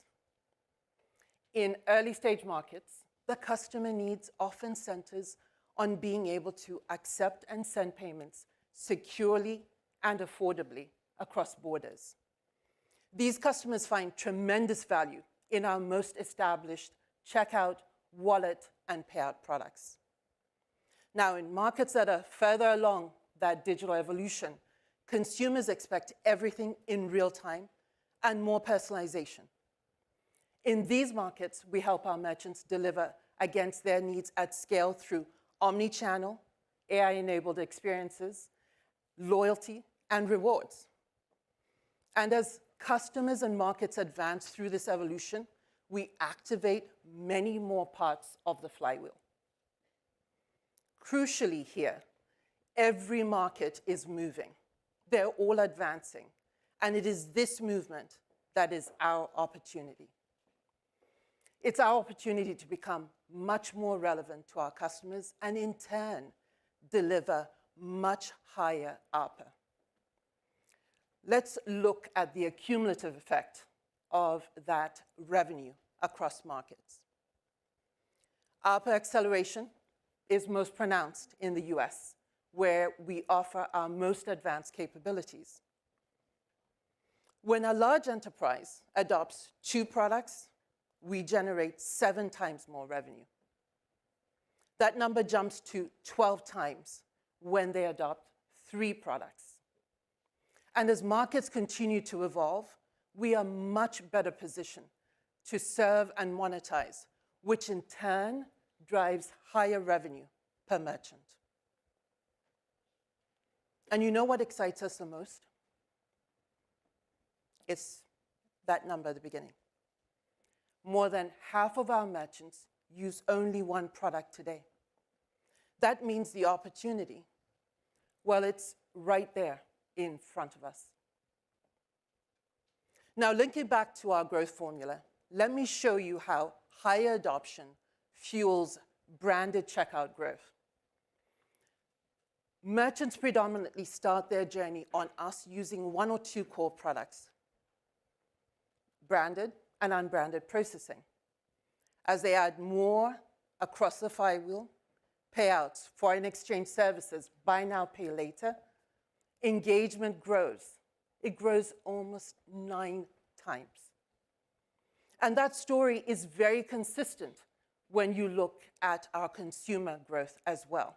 As they use more of their products, overall, PayPal branded usage goes up 5 times. Why? Well, I know you've heard it this morning. It's the flywheel. Consumers are getting much more value, and that value with better experiences drives more habituation. This is the formula for branded checkout growth in action. It's higher consumer engagement, improved product experiences, and scaled merchant adoption. So if that's the formula, what's the potential?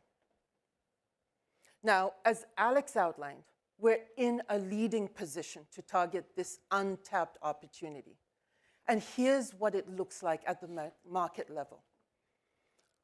Our business is, yes, it's much more robust in online commerce, but there's still significant addressable opportunity even here. There's $60 billion in opportunity to go get in the US alone. And if you add up all of international, there's another $40 billion to go get. And so whether by business line and by geography, we are still so early in offline commerce, ads, and credit. All we need to do is execute. Now, to that point, we've made significant changes in our operating model to execute at scale and at pace. The starting point for us was to organize around the customer. We appointed regional and country general managers who now have end-to-end accountability for the customer in their local market context. We've streamlined roles. We changed the way sales practices work. We equipped the teams with new tools. We've structured around the customer. And as Michelle pointed out, we've expanded coverage. We now cover 95% of our largest customers and our largest partners, and we cover 80% of our SMB book. These changes are translating into very clear momentum, and we see positive results from this transformation in multiple markets. Michelle talked about PPCP. It's a great example of our ability to scale. Double-digit growth in the US, UK, and Germany. Very similar success with working capital. BNPL and P2P, as you heard from Diego, massive success in the US, Germany, France, Italy, Spain. And yes, we have the same work to do in the UK and Australia. And if you go to our Braintree business reset, well, revenue is up 20% in the US and Germany.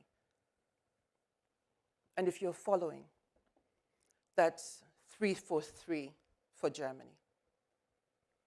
Now, we need to scale these promising but still early growth spurts. And we have 3 clear priorities to make that happen.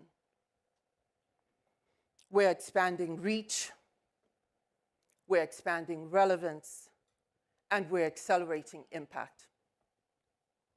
So I'll start with the first priority, expand reach. Now, to expand reach, we need to make more products and services available to our customers around the world. Here's our roadmap.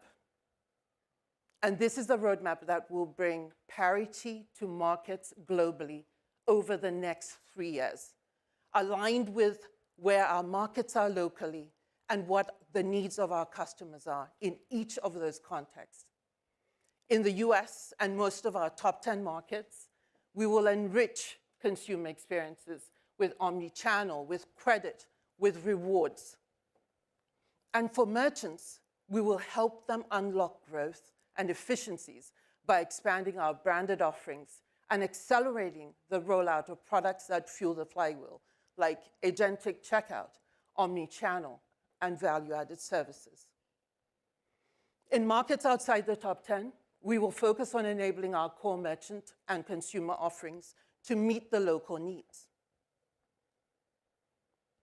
So this is what expanded reach looks like.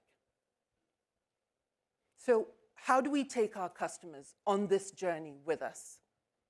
Well, we use our playbook. We lead with our trusted brand and history of strong partnerships. We support our markets at every level, from C-suite to operating teams. We leverage vertical-specific expertise to align on shared goals and outcomes for our merchants, and we partner and track success collaboratively. This playbook helps us move faster, execute with rigor, and we can do this over and over again around the world. Let me bring this to life with one of our merchant partners, Meta. You see, like many of our customers, Meta started with us with a branded checkout experience many years ago. This gave them and our shared customers a trusted way to pay and get paid on their marketplace. Over time, we've expanded our relationship across more of their services, like Instagram, to include processing, payouts, foreign exchange, and offers. More products, optimized experiences, all of that drives higher conversions. It increased their margins, and it's increasing ours. This is a page right out of our playbook. Right out of our playbook. We operate as strategic thought partners, we have shared goals, and we innovate together. Let me give you another example. This one's from Japan. Be Forward. They're a trusted name in the used car marketplace. In 2018, they started with branded checkout in LATAM, the Caribbean, and Africa. We now connect them to consumers in over 170 markets. And we've helped them scale. They added more products, they optimized their user experiences, and they're growing branded checkout. Our share has grown by more than 500%, and we've increased margin 6 times. So we expand reach by scaling product. We expand reach by deepening relationships like those of Meta and Be Forward. We also expand reach by focusing on key verticals. We're accelerating our progress in professional services, in food and delivery, real money gaming, and in digital goods. These represent very large addressable TAMs. They're also very high yielding, and they require the level of specialization that we are uniquely positioned to deliver. Let's take real money gaming. We win here because we offer global pay-in and payouts, high auth rates, fast money movement, and the industry's best risk management and controls. So these are some of the ways we're expanding reach. I'll talk about our second priority, which is scaling relevance through partners. Here, we take a very platform approach to partnerships. And we do that in 3 ways. The first is distribution. We leverage industry leaders that extend our reach for core services and help us get to market faster with our latest innovations. And just this morning, we announced a new partnership with JP Morgan Payments that will offer fast lane for our merchant clients in the UK and Europe. The second is integrating experiences that complement our flywheel. And a great example that Alex mentioned earlier is Amazon Buy with Prime. Later this year, we will launch PayPal as a payment method for Buy with Prime and allow our consumers to use their Prime benefits when checking out at their favorite merchants. And the last is embedding our products and services into our partner ecosystems. Here, PayPal acts as an embedded service, and we seamlessly power payments wherever the customer may be. So, expanding reach and scaling relevance, none of this works without an exceptional product experience. And as you heard from Frank earlier, friction at checkout, well, it leads to lower conversion. Our new checkout experience addresses latency, login success rates, and gives our customers more options. We're seeing really encouraging results in conversion rates. We've seen consistent improvement in every vertical, with increases in the mid-teens for live events and single-digit improvement in travel, streaming, and delivery services. Our aim is to have 80% of our customers using the latest checkout experiences by the end of 2027. So, to conclude, The mission and priorities for global markets are clear and compelling. We're committed to powering PayPal's commerce flywheel across our markets. I have personally never been more convinced about the size and abundance of opportunity for PayPal in both the immediate and the longer term. We have the team, the operating model, the strategy in place to execute and to win. Thank you. I'll turn it back to Steve.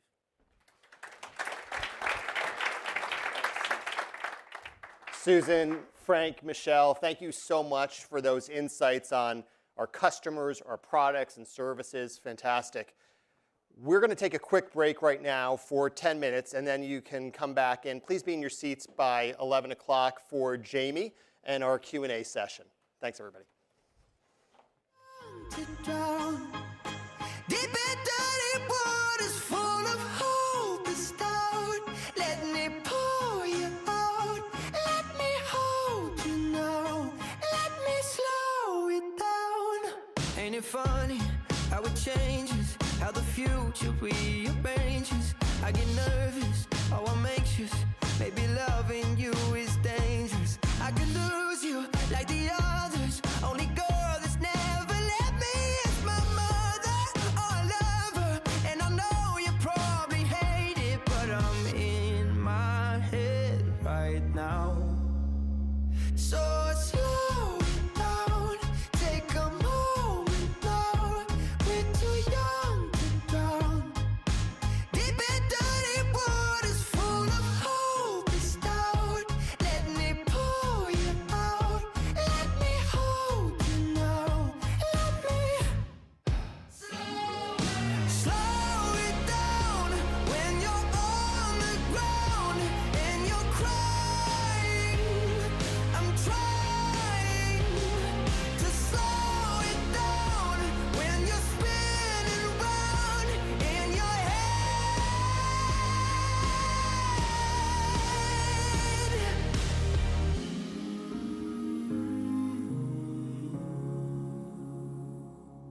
I'll help you slow it down. I've been hearing symphonies. Before all I heard was silence. A rhapsody for you and me. And every melody is timeless. Life was stringing me along. Then you came and you cut me loose. Was solo singing on my own.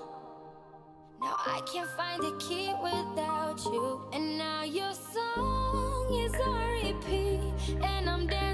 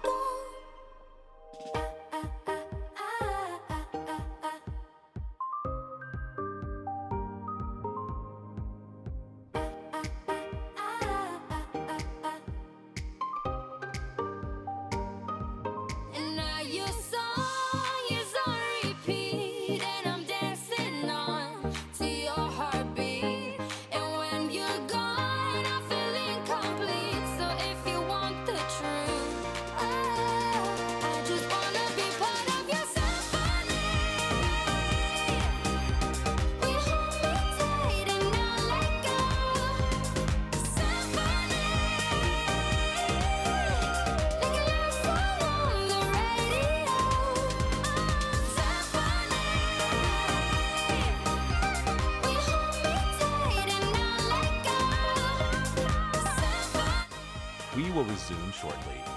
Please take your seats now. Thank you.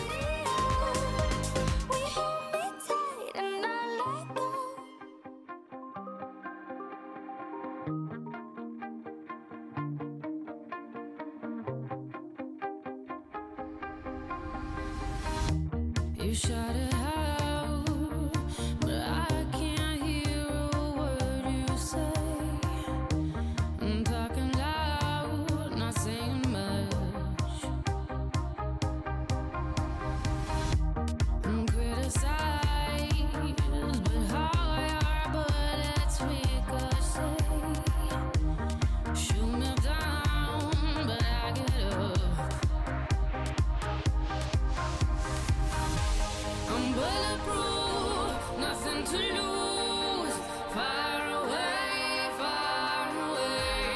ricochet. You take your aim. Far away.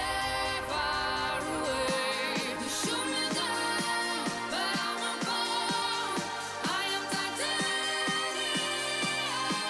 You shoot me down, but I won't fall.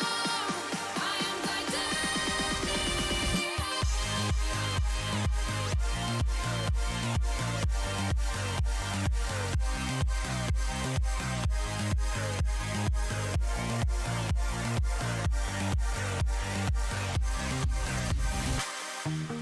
Cut me down, but it's you who have further to fall. Ghost town, haunted love. Raise your voice, sticks and stones may break my bones. Talking loud, not saying much. I'm bulletproof, nothing to lose. Please take your seats. We will begin momentarily. Ricochet, you take your aim. Far away. You shoot me down, but I won't fall. I am titanium. You shoot me down, but I won't fall. I am titanium.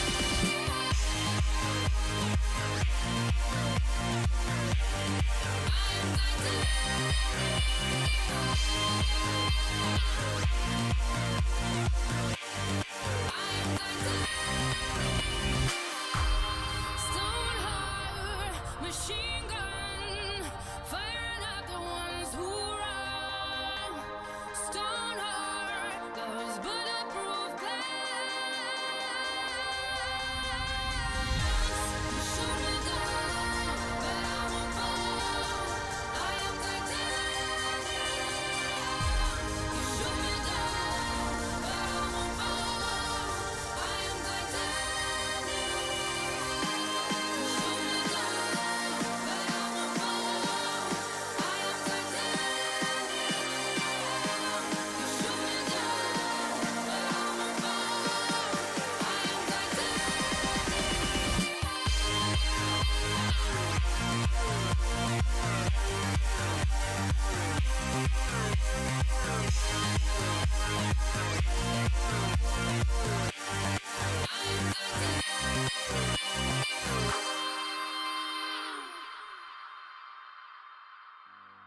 Shine bright like a diamond.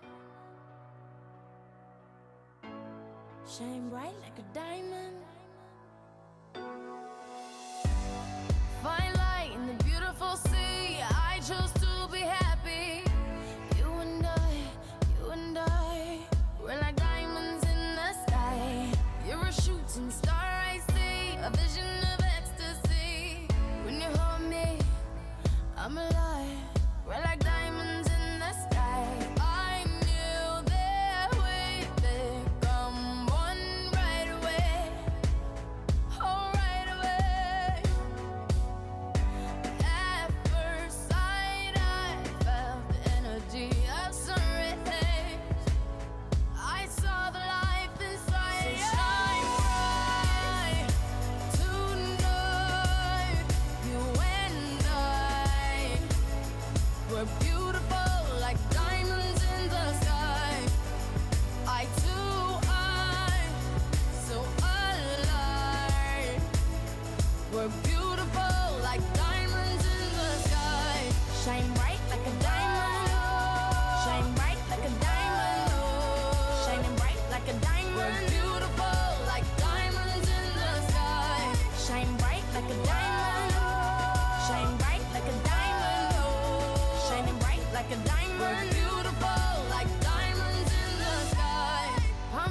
to the universe as we moonshine and Mali. Feel the warmth, we'll never die. We're like diamonds in the sky. You're a shooting star, I see. A vision of ecstasy. When you hold me, I'm alive. We're like diamonds in the sky. At first sight, I felt the energy of surrender. Kindly return to your seats. We are about to begin.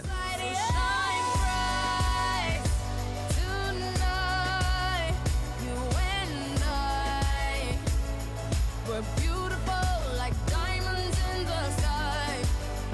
Eye to eye, so alive. We're beautiful like diamonds in the sky. Shine bright like a diamond. Shine bright like a diamond. Shining bright like a diamond. We're beautiful like diamonds in the sky. Shine bright like a diamond. Shine bright like a diamond. Shining bright like a diamond. We're beautiful like diamonds in the sky. Shine bright like a diamond. Shine bright like a diamond. Shine bright like a diamond. So shine bright tonight. You and I. We're beautiful like diamonds in the sky. Eye to eye, so alive. We're beautiful like diamonds in the sky. Shine bright like a diamond. Shine bright like a diamond. Shine bright like a diamond. Oh yeah. Shine bright like a diamond. Shine bright like a diamond. Shine bright like a diamond. Shine bright like a diamond.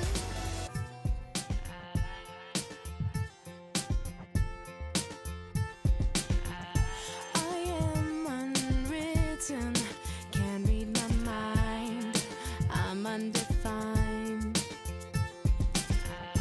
I'm just beginning, the pen's in my hand, ending unplanned.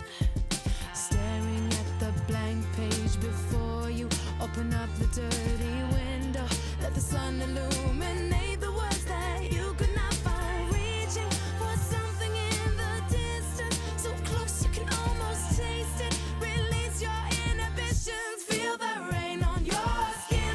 No one else can feel it for you, only you can let it in. No one else can speak the words on your lips. Drench yourself in words unspoken, live your life with arms wide open. Today is where your book begins, the rest is still unwritten. Yeah. Oh, oh. I break tradition. At Sun and Swell, we sell healthy, sustainable snacks, all plant-based, gluten-free, delicious, but then packaged in plastic-free compostable packaging. We'd been using PayPal checkout on our website for years when we learned about PayPal working capital loans. Traditional financing is a very long and painful process. They have a tough time understanding the entrepreneur, especially in the early stages. They look at things through a different lens. But with PayPal, it was super fast to apply, and we received a response really quickly. Our first PayPal working capital loan was for $100,000. And then recently, we took out another $100,000. We used both of our PayPal loans for inventory. I think that entrepreneurs who are moving quickly need access to cash without long cycles of dealing with banks and bureaucracies. I think that that's one of the reasons why PayPal is great. It's quick, it's easy, and you can just get back to doing what you do best.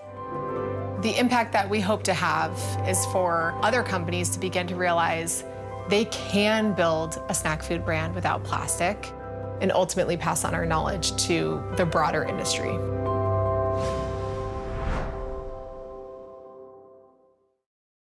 Please welcome PayPal's Chief Financial and Operating Officer, Jamie Miller.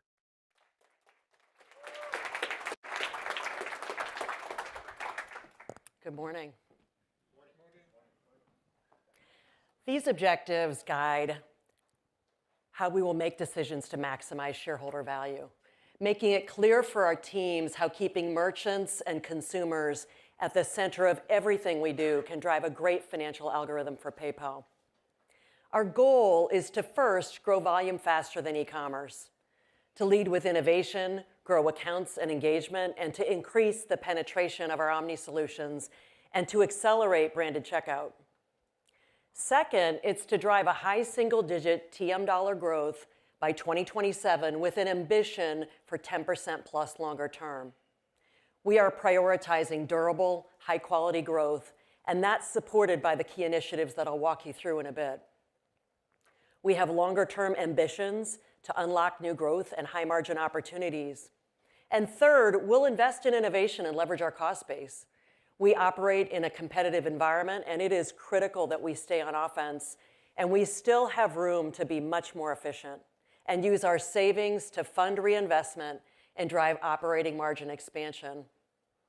Fourth, we'll deliver low teens plus non-GAAP earnings per share growth by 2027 with ambition for 20% plus longer term. And finally, our goal is to grow free cash flow in line with earnings while maintaining disciplined capital allocation. 1 year in, we're proud that we've returned the company to profitable growth. We have a lot more ahead, but in our first year, we grew revenue to $32 billion. We positively inflected TM dollars growth, growing TM 5% ex interest, accelerating 800 basis points over 2 years. We bought back $6 billion of stock, and we delivered 21% earnings growth. And underlying our financial results, we're making progress in key areas. We've accelerated our pace of innovation.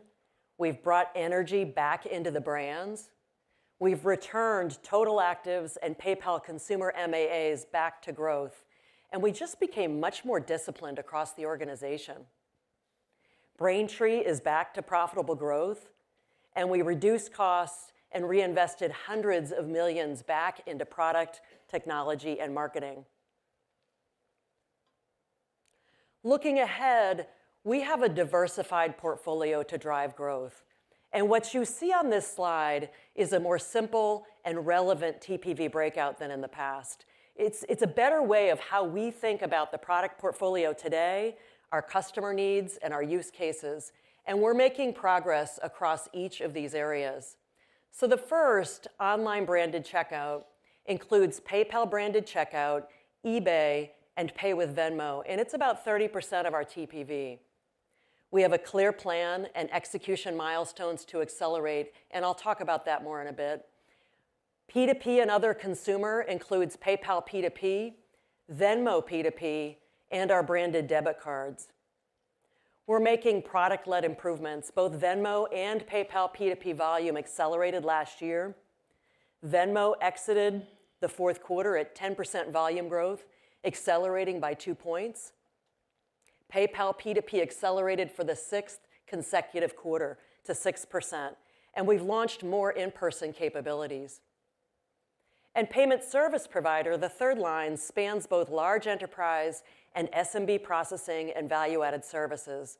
We're driving higher margins and deeper merchant relationships, and we've made deliberate, healthy choices within Braintree to shift from unprofitable volume, moving into higher SMB processing with PPCP and driving more attachment of VAS, like payouts and new solutions around FX and risk as a service.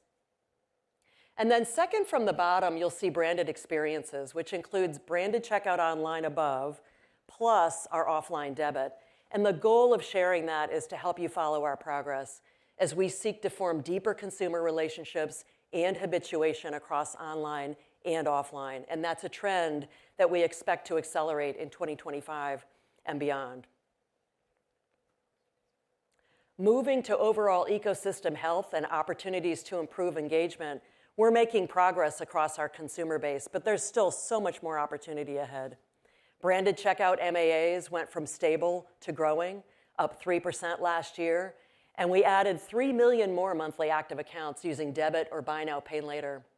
Transactions per active are growing, and our goal is to drive more consumer engagement and a higher PayPal selection rate and accelerate our TPV. We have a clear set of financial objectives as we execute in 2025. Growth has accelerated, and we expect TM dollars ex interest to grow 6% at the midpoint of our guide, which is more than 100 basis points of acceleration compared to last year. We're guiding to high single-digit earnings per share growth at the midpoint, and that includes headwinds from higher taxes and lower interest rates, and we are well positioned to drive attractive double-digit earnings growth into the future. We have a clear set of strategic initiatives to drive durable, profitable growth. To win checkout, our new modern flow improves conversion and delivers a better experience to increase habituation and capture more share of wallet. And this has a halo effect across everything you see on this slide. We have momentum behind Buy Now, Pay Later, SMB, and consumer engagement. And with Omni, we are increasingly the way for consumers to pay for any transaction. For PSP, we have significant opportunity to improve and to grow profitably. And also notable next-gen initiatives that are small today, but we expect to deliver value over the medium to long term. And this includes personalization, ads, our commerce platform, and crypto. And each of the initiatives I just highlighted plays an important role. We expect to accelerate TM dollars growth ex interest, moving from 5% in 2024 to 6% at the midpoint of our 2025 guide to a range of 7 to 9% by 2027. Longer term, we have a goal to drive 10% plus growth. It's ambitious, but it's what we want our teams to strive for. Scaling next-gen growth vectors, AI, personalization, ads, and crypto, all of that is part of what can help us get there. I want to take a minute and walk you through some of the specific goals and ways for you to track our progress underpinning each of the initiatives. And starting with checkout, which is at the center of everything we do, our new products, partnerships, and campaigns are all aimed at accelerating checkout. We want to be the easiest, the fastest, the safest solution, and it is essential we deliver more value to customers. And that means higher conversion for merchants and making things even more flexible and rewarding for consumers. This chart shows our path from 6% volume growth last year to at least 8 to 10% by 2027. Our strategy is underpinned by 3 key building blocks. First, modernizing checkout solutions to drive higher selection rates. Taking our latest branded checkout experience from about 30% coverage in the US today to more than 80% globally by 2027. Our goal is for these experiences to deliver more than 1 point of conversion improvement to merchants. But the real opportunity is how this impacts selection rate. Better experiences, less breakage, more retention, all lead to stickier, more engaged consumers and a higher share of wallet. Leaning into Pay Later.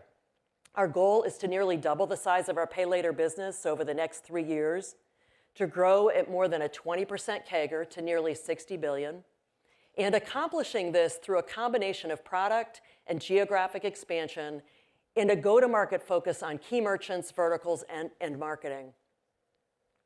Capitalizing on Pay with Venmo, we will nearly triple Pay with Venmo volume over the next 3 years.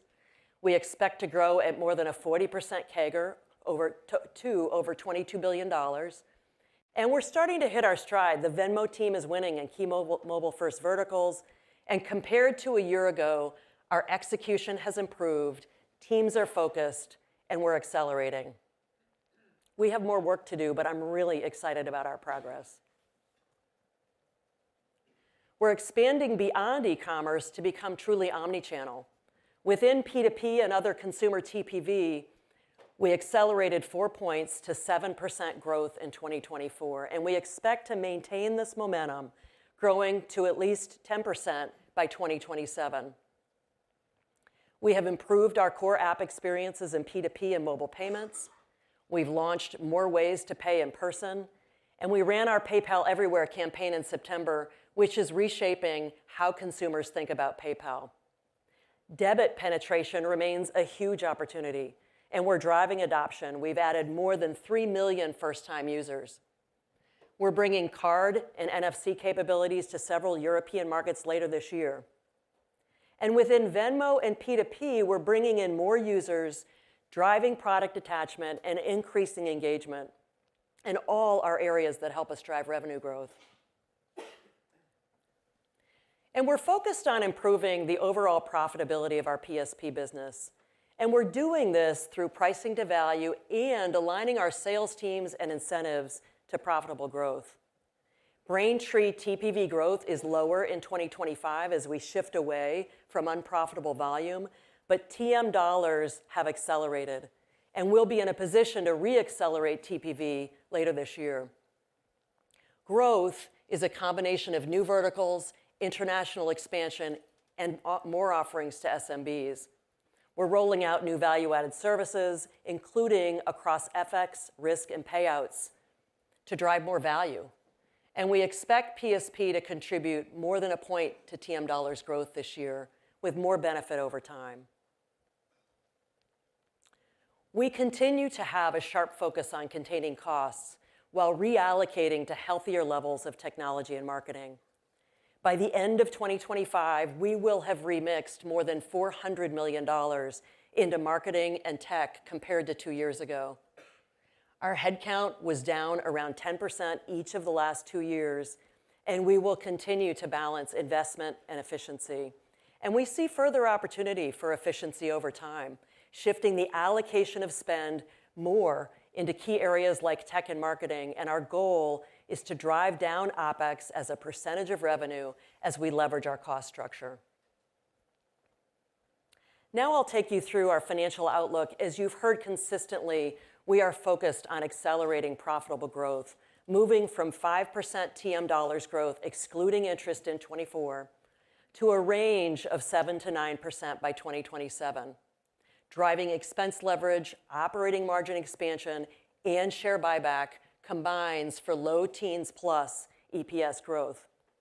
And that includes headwinds from lower interest rates and tax rate inflation. And as I mentioned earlier, our long-term ambition is higher. We believe the opportunity in front of us is significant, and we want our team's ambition to be 20% plus EPS growth over time. We have a strong balance sheet. We have $15 billion of cash and equivalents, and we're targeting a balance sheet light model for credit. We have more opportunity to externalize parts of the credit portfolio. We generate a significant amount of free cash flow. We expect $6 to $7 billion of free cash flow in 2025, and we expect CapEx to be in the range of 2 to 3 points of revenue over the medium term as we modernize more of our tech infrastructure and data center architecture, really positioning our teams to move faster, better serve customers, and unlock data for personalization. Our number one priority is to invest in future growth, and we'll be disciplined in our approach. We'll maintain flexibility for selective M&A, but it's critical that we execute on what is already in front of us. Over time, we expect M&A to also serve a role, but we need to earn that right, and we will continue to return capital. This year, we have another $6 billion planned via share buyback, and we're targeting buybacks at about 70 to 80% of free cash flow over the medium term as we continue to evaluate other ways to return capital. So I'll wrap up by again showing you our financial objectives. We believe we are well positioned to drive long-term shareholder value. We have trusted brands, we have the largest two-sided network in the developed world, and a product and innovation engine that's accelerating. We have multiple ways to win, and I'm excited about our future ahead. And with that, I'll turn it back over to Steve.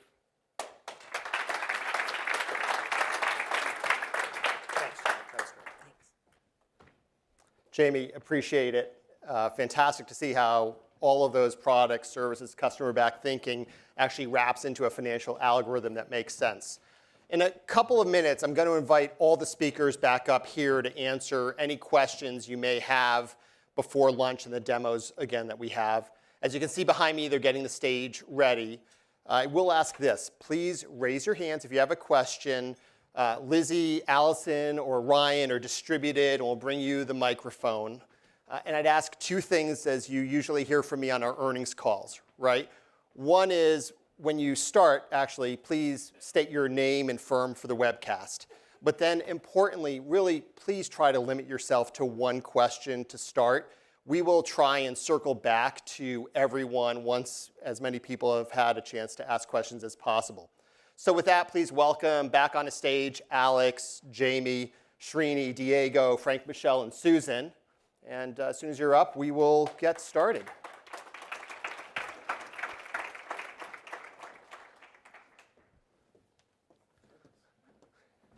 Lots of hands. Yeah, I know. It's amazing how some questions can kind of come in. Okay, so wow, we have a lot of folks. Ramsey, why don't we actually start with you? Ramsey El-Assal from Barclays. Thank you so much. Terrific day. A lot of great information. I wanted to ask, I saw a couple of charts on the screen today that had sort of escalators of customers or stakeholders who maybe had involvement with one product and other products and more products. Can you kind of take a step back and talk about how do you speed up that sort of escalation or graduation of your clients or your stakeholders from one sort of stage to the other? It's kind of a broad question. Yeah, let me actually, Susan, I think, can I turn that over to you and have you think through that? So I think we've created a playbook that makes sense to us now. We start by working customer back. What problems are they trying to solve? The meta set of problems are quite aligned with how we think about the future anyway. They want to grow their ads business, if we use them as an example. And then we lean into the places where we collectively can add value to help accelerate momentum and growth. We then, with our largest clients, often go into either a set of co-creations where we're looking to either embed or externalize aspects of their assets into ours to help effectively create differentiated experiences. But for our mid to longer tail of customers, we then take the set of platform, the assets that you hear, particularly on consumer, where we have several points of difference, and we take them, embed them, and let them serve them to their end customers as they will. We've also changed the way we work, right? If you look across the organization, we now have teams that are embedded in each of the key local markets, and those are full stack teams. We have consumer teams, small business teams, enterprise teams. We also have access to local eng. So all of that combined allows us to move much faster, not just in the ideation, but ultimately in the implementation and the curation and management of growth. It's an effective playbook. We know how to scale for mid-tier. We're excited about the opportunity we have with our very largest partners because through them, we're also innovating and creating new solutions that we take into the market. I don't think I can overstate how different the mindset is now and how it's driving behavior. So before, we were organized around individual teams. We had individual teams with individual goals and individual products that they were responsible for. Even on the consumer side, we had individual product teams that if you looked at the PayPal app itself, you could almost tell where the lines of our organization existed. Because you would have one team that was focused on the debit card and was arguing, you could almost tell, was arguing with the rest of the team to figure out where the relevancy of the debit card would be. Versus now, the mindset of, we have a suite of products, let's work customer back, understand how we show up, whether it's for a merchant or a consumer, in a holistic way. And so that's where you're seeing our attach rate starting to go up, and that's why we've got confidence in bringing this together. Harshita, why don't we go to you?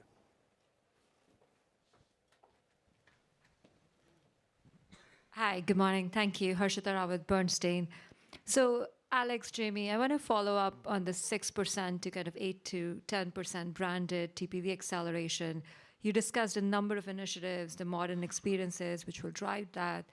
How do you factor in the competitive dynamics with respect to Apple Pay coming online, Shop Pay, other buy now, pay later, kind of factoring into your outlook? Thank you. Yeah, it's a great question. And obviously, we spend a lot of time benchmarking ourselves versus competition. The first thing I'd say is we have to have a best-in-class experience for consumers. And that's what you saw today, which is, and I've been very consistent, if you go back a year ago, that branded checkout experience, particularly on mobile, as Frank walked through today, was enter in your email, enter in your password. It was very clunky. And our ability to now leapfrog competition and ensure that we have the best-in-class consumer experience is step one. But that is insufficient. I think if we are here 3-4 years from now talking about a frictionless checkout experience, we as an industry have failed. This has to now turn into a commerce experience. This has to turn into an experience where you as a customer are getting a personalized checkout experience, just like you saw on screen today, where I go into my store, I go to checkout, and I'm getting, in our case, a button that is speaking to me. It knows me, it's personalized to me, it's giving me the right reward, it's understanding the loyalty that I have with this merchant. That to me is a completely different experience. And I think we are the only ones with a two-sided ecosystem, with access to merchants at scale, with access to 80 million plus shopper profiles, and access to hundreds of millions of consumers on an open, agnostic platform to be able to deliver that next version of commerce. So we need to keep looking at competition. We need to get to best in class on the current experience, but we are focused on innovating for the future and being the leaders in the next version of commerce. Tien-Tsin?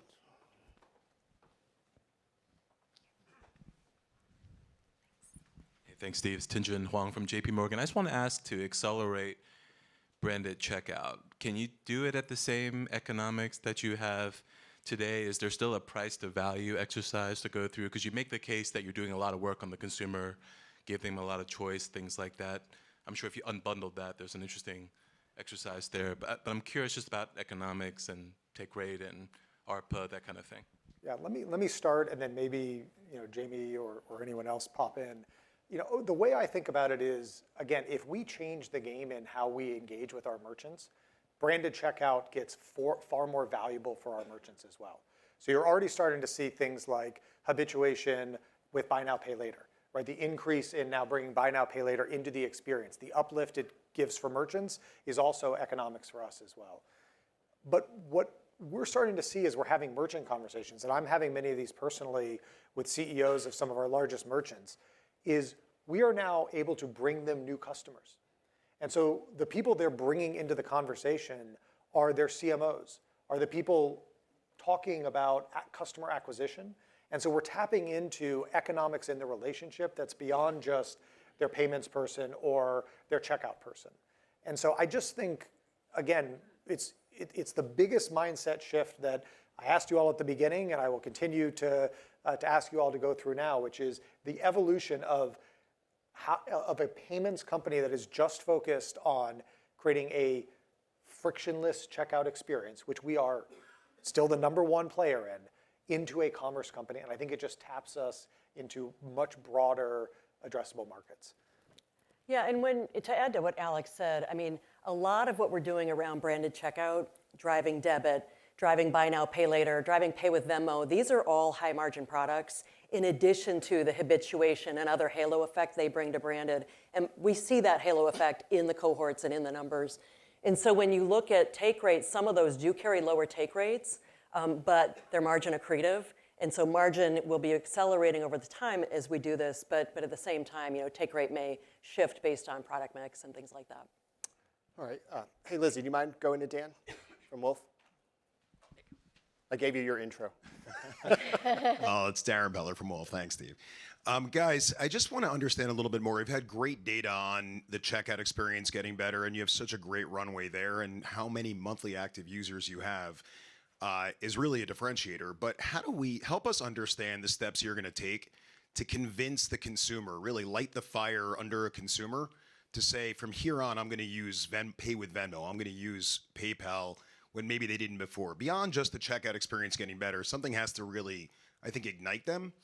Help us understand the steps, marketing, loyalty, anything else that would be helpful to get. And where does that 34 transactions per month, or per year rather, where's that going to go over the next few years? Thanks, guys. Diego, you want to? There you are. I'm gonna find you. You want to start, and I'll. Yeah.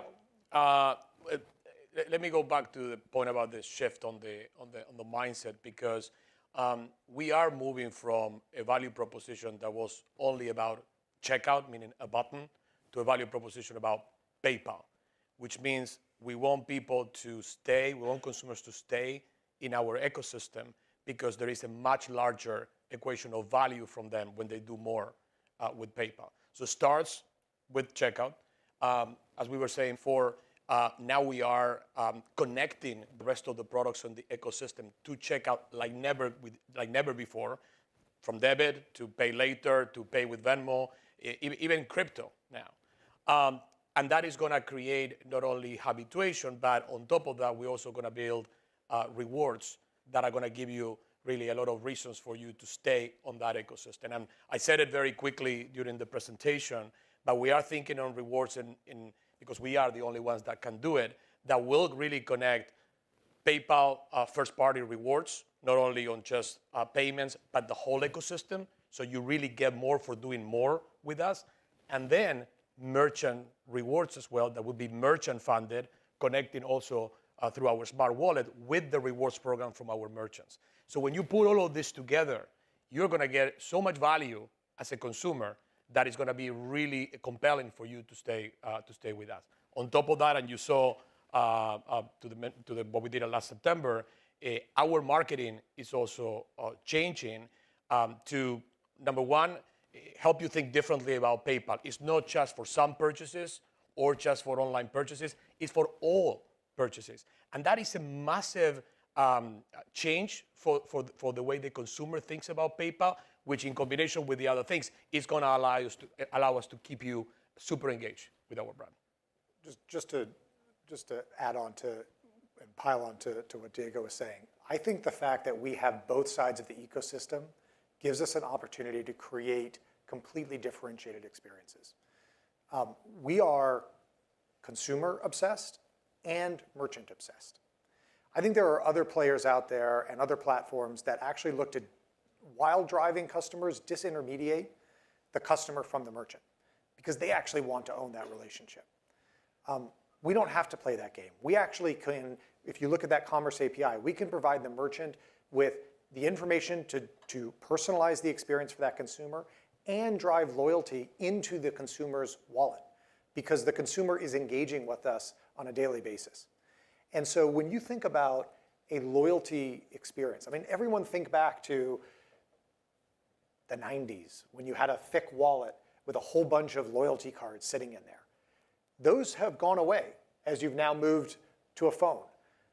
But that also means that your relationship with your local merchant, your relationship with that loyalty platform has gone away as well. I think we have an opportunity to bring that back so that that consumer understands that, hey, this is where I make my purchases all the time, and this is where I want my rewards and my loyalty to be, and the merchant gets to have a deeper relationship with those consumers. And I think we have a very, very unique opportunity to create that flywheel. Okay, let's come back to the front row. Allison, do you mind? Let's get Brian from Deutsche. I know some folks have flown in for today, and I appreciate that. We all do. Thanks, Steve. Brian Keene, Deutsche Bank. Just back to thinking about unbranded and Braintree and the platform. How do you it was really important. One of the great things you've done so far, Alex, is fixed, the profitability, that the pricing there. When we think about the platform going forward and you go maybe head to head against strong competitors like Stripe and Adyen, how does the platform able to grow at e-commerce levels, at profitable levels versus the competition? What gets you there? What's the differentiator drivers? Yeah. Let me ask Frank to start with our value-added services and how we compete there, and then I'll add on with where we go from there. Sure. So we've reset some of those relationships, as Susan said. And what we haven't capitalized on, really from a transaction margin growth perspective, as I said, is selling all these value-added services into them. So that is something we're right now super focused on. Then secondly, our front book, we're building out now an omni-channel front book, as I've said. And we're also going to be focused, on geographies outside of North America, especially in Europe, where we see more margin. We're underpenetrated. We're strengthening that also from a platform capability perspective. And we're going very targeted after verticals where we are underpenetrated. So I think Jamie said it, as I expect actually towards the end of the year, really seeing significant growth coming from the front book so that we're growing at e-commerce levels. You know, you all will hear a very consistent, it's sort of how I think about competition and how I think about playing in very competitive ecosystems. First, you have to have a best-in-class product. Like, that's just the right to play.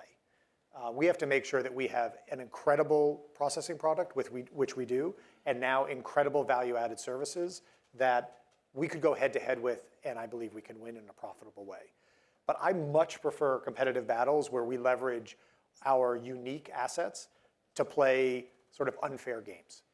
And the conversations we're having with merchants now, when we're able to bring our consumer ecosystem to bear, is something that competition cannot bring. We have 400 million consumers. And when I sit down with the CEO of a merchant and I ask them what their biggest challenge is, I have yet to have one of them say it's basis points on processing. They say, I need more customers. I need to drive more habituated customers to my products. And when we say, great, well, I have this incredible asset called Venmo. Do you want young, affluent demographics? How can we work together to be able to drive those customers to your platform? It's a completely different conversation. So we have to have best-in-class products, which we do, and we're going to leverage the assets that we have that are unique to compete in an unfair way. Allison, you want to grab the mic back? I see James. We'll go to James from Morgan Stanley over on the end there, and then I'll get to the back of the room after. We'll come to you. Thanks, Steve. James Foss at Morgan Stanley. Chris, I want to ask and build a little bit on your last answer here. I think the vision that you present for engagement with consumers and how that can benefit merchants, et cetera, is really compelling. At the same time, though, you're really asking for merchants and consumers to share a lot of data that historically they haven't been willing to do, or at least it's been a bit of a hurdle for them. And so I'm just wondering, can you expand on those conversations with merchants and how you can convince them, like if I'm going to Nike, to share the shoe size that I wear so that if I end up at another merchant's website, et cetera, that they feel comfortable with that. And as part of that conversation, something that's has been important in the past but wasn't really brought up today is like, how does that then work within some of the third-party NFC wallets, et cetera? So kind of tying all those ecosystems together. I'd love to get a little more detail how you're thinking about that. Thanks, Chris. Yeah. So first, the data is our customers' data, right? And they have entrusted us for decades now to make sure that their data is safe and secure, and that we have built up a reputation that stands for privacy. So step one is we've had to build over time and consistency a great relationship with our consumers. Second, we work customer back on what is most important to them. And you heard multiple times throughout today that what customers are looking for is a personalized experience, right? If you think about even just the examples that I shared at the beginning, showing up at a store and having to create filters. I mean, we've all experienced the opportunity of going shopping online and finding the right product, and by the time you get the filter down to your exact size, it's out of stock. And we understand how frustrating that is. To be able to, as a consumer, know when I show up that I'm getting a personalized experience with just the things that are right for me is a value to me. And I trust PayPal to be able to share that with merchants. Now, we are not sharing and taking specific merchant information from one merchant to the other, but we are enabling the shopper to build their own profile. And so that's where we start, and that is, again, the advantage that we have as the only player that has a two-sided ecosystem. As we get into an omni-channel world, we believe we'll be able to share that same information. That shopper profile should exist no matter where you are. Online, in-store, agentic, that is your profile, that is your data, that is your information, and we should be able to enable that on a device, online, anywhere you are. And you've seen us start to create relationships, like the one we announced this morning with Verifone, where we are now able to connect an online and an in-store ecosystem. So I think we're just getting started there. Any other? Okay. So I promise to go into the back of the room. I'm going to reach as far back as I can. I think I see Dan Dolov in the back, Ryan or Allison. Hey, Dan Dolev here at Mizuho. Great analyst day. Thanks a lot. Very ambitious, very good targets. As you were doing the plans, like, can you maybe lay out, from here until 27, what you were thinking, what can go wrong, and then the alternative is what would drive upside to those, kind of like those two sides of the coin? Yeah, let me start, and then Jamie, if you want to, you're always better at what could go wrong.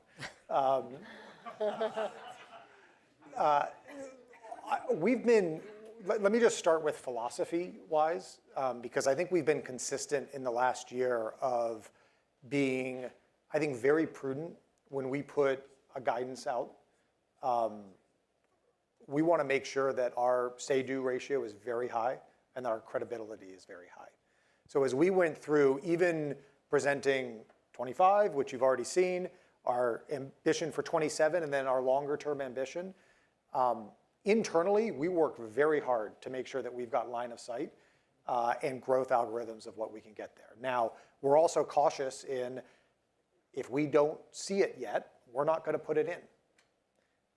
And so, again, that's just a philosophy of how we're building, of how we think about guidance, how we think about long-term. Yeah, no, and I would echo that. I think we've been very thoughtful about how we've put together and constructed our view on our plan over the next 3 years. In number one, I'd say we have multiple ways to win, and you probably felt that and saw that as you move through this in terms of the massive opportunity at Venmo, the significant opportunities we have to really scale offline and have that come back into branded, how strongly and deeply we feel about, our branded path here and driving that through multiple vectors. So I think multiple ways to win. We did plan assuming a consistent consumer environment, so consistent to last year. Obviously, you read the news like I do, there's always something happening every minute in the last few weeks to follow on that front. And I would say the other thing that we've been very, very focused on internally over the last year is really getting our execution muscle humming. And Alex talked about this and being tightly integrated and really having people on the field playing their role the way we need them to play it. And that is something that we've been accelerating every day, but that's something over the next few years that we're really seeking to drive and make better and better and better. Okay, great. Tim, front row, back to the front row. We'll try to go back and forth. There's no shortage of front row questions. This will teach everyone to sit in the front row going forward. Great. Thank you, Tim Chioda at UBS. So for the branded checkout disclosure, so now PayPal has, Pay with Venmo has been moved into that. It's a small part of the base, but it's a nice portion of the growth for branded checkout. So I was hoping you could talk a little bit about the plan for better merchant acceptance or further merchant acceptance of Pay with Venmo, that button. What's changed? What was different in the past, the hurdles? And then Jamie, you kind of alluded to it, but there's a different unit economic there. So if you could talk a little bit about the varying gross and net take rate for Pay with Venmo relative to PayPal branded checkout. So maybe, Alex, if I start. Go for it. And then we can jump over to Diego maybe. So Tim, maybe I'll start with the last time we talked in December, which is the product is so awesome. And really there's so many features of Venmo and different things we've added over the last year that if you guys haven't used them, please use them because they're really delighters. But Pay with Venmo is one of those. And it is the easiest, most simple, delightful experience. But what delights me is that it also carries with it a nice high margin. And it's very consistent with our branded checkout margins there too. So Diego, you want to talk about merchant? Yeah, and listen, we've been very disciplined and methodical. You heard me talk about the 5 steps. We actually talk about steps because if we get all that P2P volume to get spent through debit and Pay with Venmo is the first step for monetization, and you saw how low our penetration is right now. But also is focusing, again, maniacally on this design target that we have, this young urban affluence. So when you look at Pay with Venmo, I mean, and a great example is we just launched with JetBlue, for example. Some people said to me, it's like, wow, I was surprised about that because I thought maybe Pay with Venmo or Venmo was in general about small transactions in I don't know, market fairs in neighborhoods. And it's just like, yeah, it's that. But also you have this incredibly young, active, affluent audience that they also want to spend on everything else. So when you look at travel and entertainment, when you look at gaming is, for example, a category that is very, very active. So we see that happening, and you're going to see a lot more because there's the pent-up demand of our audience that really wants to use their balances to spend. So it's very exciting. And let me just hammer home a point I made a little earlier, which is a year ago, our go-to-market team for Venmo was on a different floor in a different building. And they were working as hard as they could. But it's like having a startup competing with everybody else that's out there. Between Susan and Michelle and the rest of the team, we now have one go-to-market team that's able to talk to the largest number of merchants in the world and say, do you want maybe the most valuable demographic anywhere in the Venmo demographic? It's a much different conversation. Okay, I want to hit this side. Then Ryan, I'm going to have you search for somebody in the back there that we might be missing. But Andrew, you want to go to Andrew, Allison?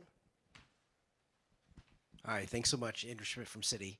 I wanted to dig in on the modern checkout experience expansion expected over the next couple of years, going from 30 to 80. Obviously, a big driver of the the branded checkout growth acceleration.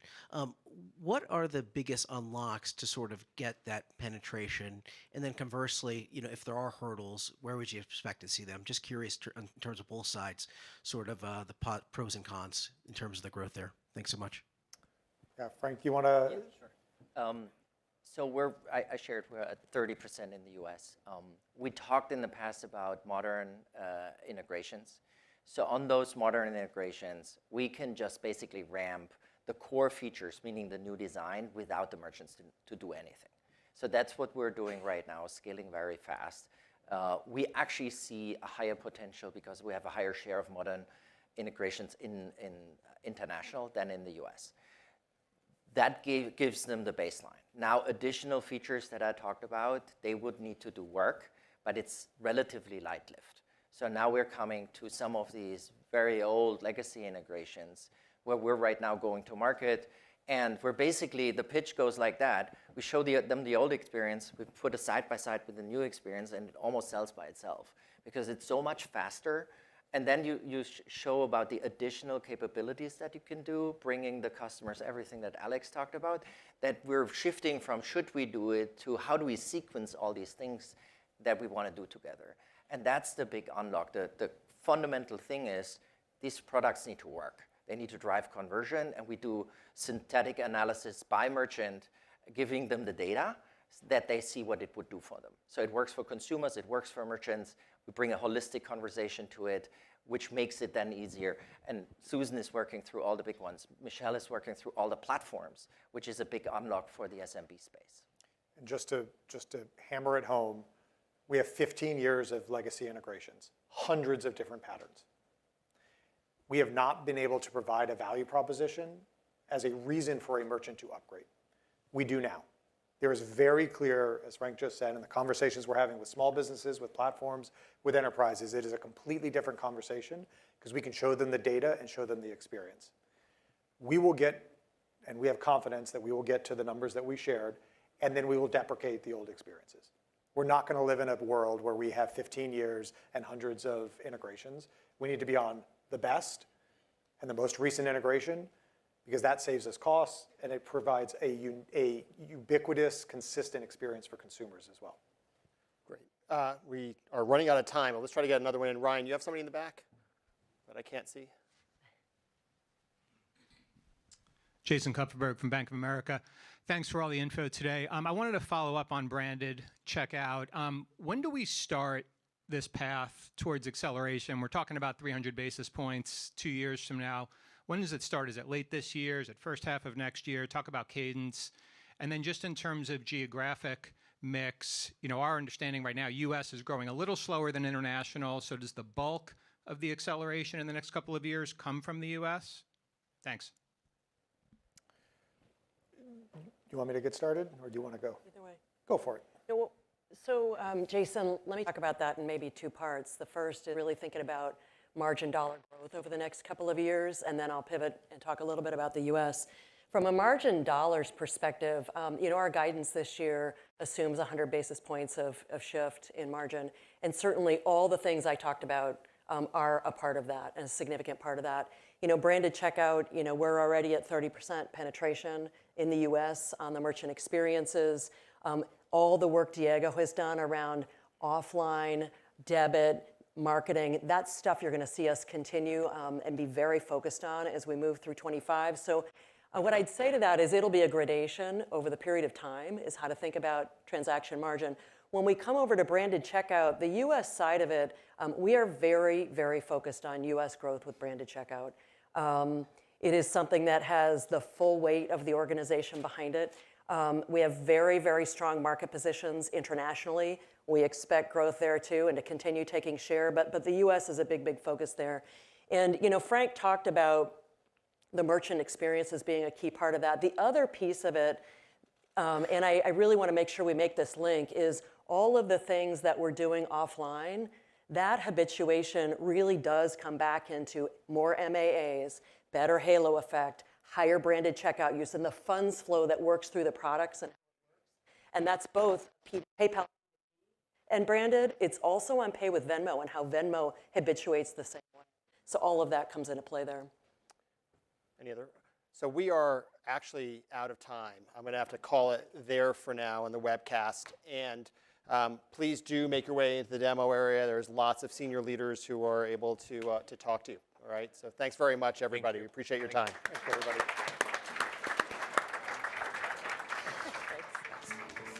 To the flow now. Ooh. Ooh. Ooh.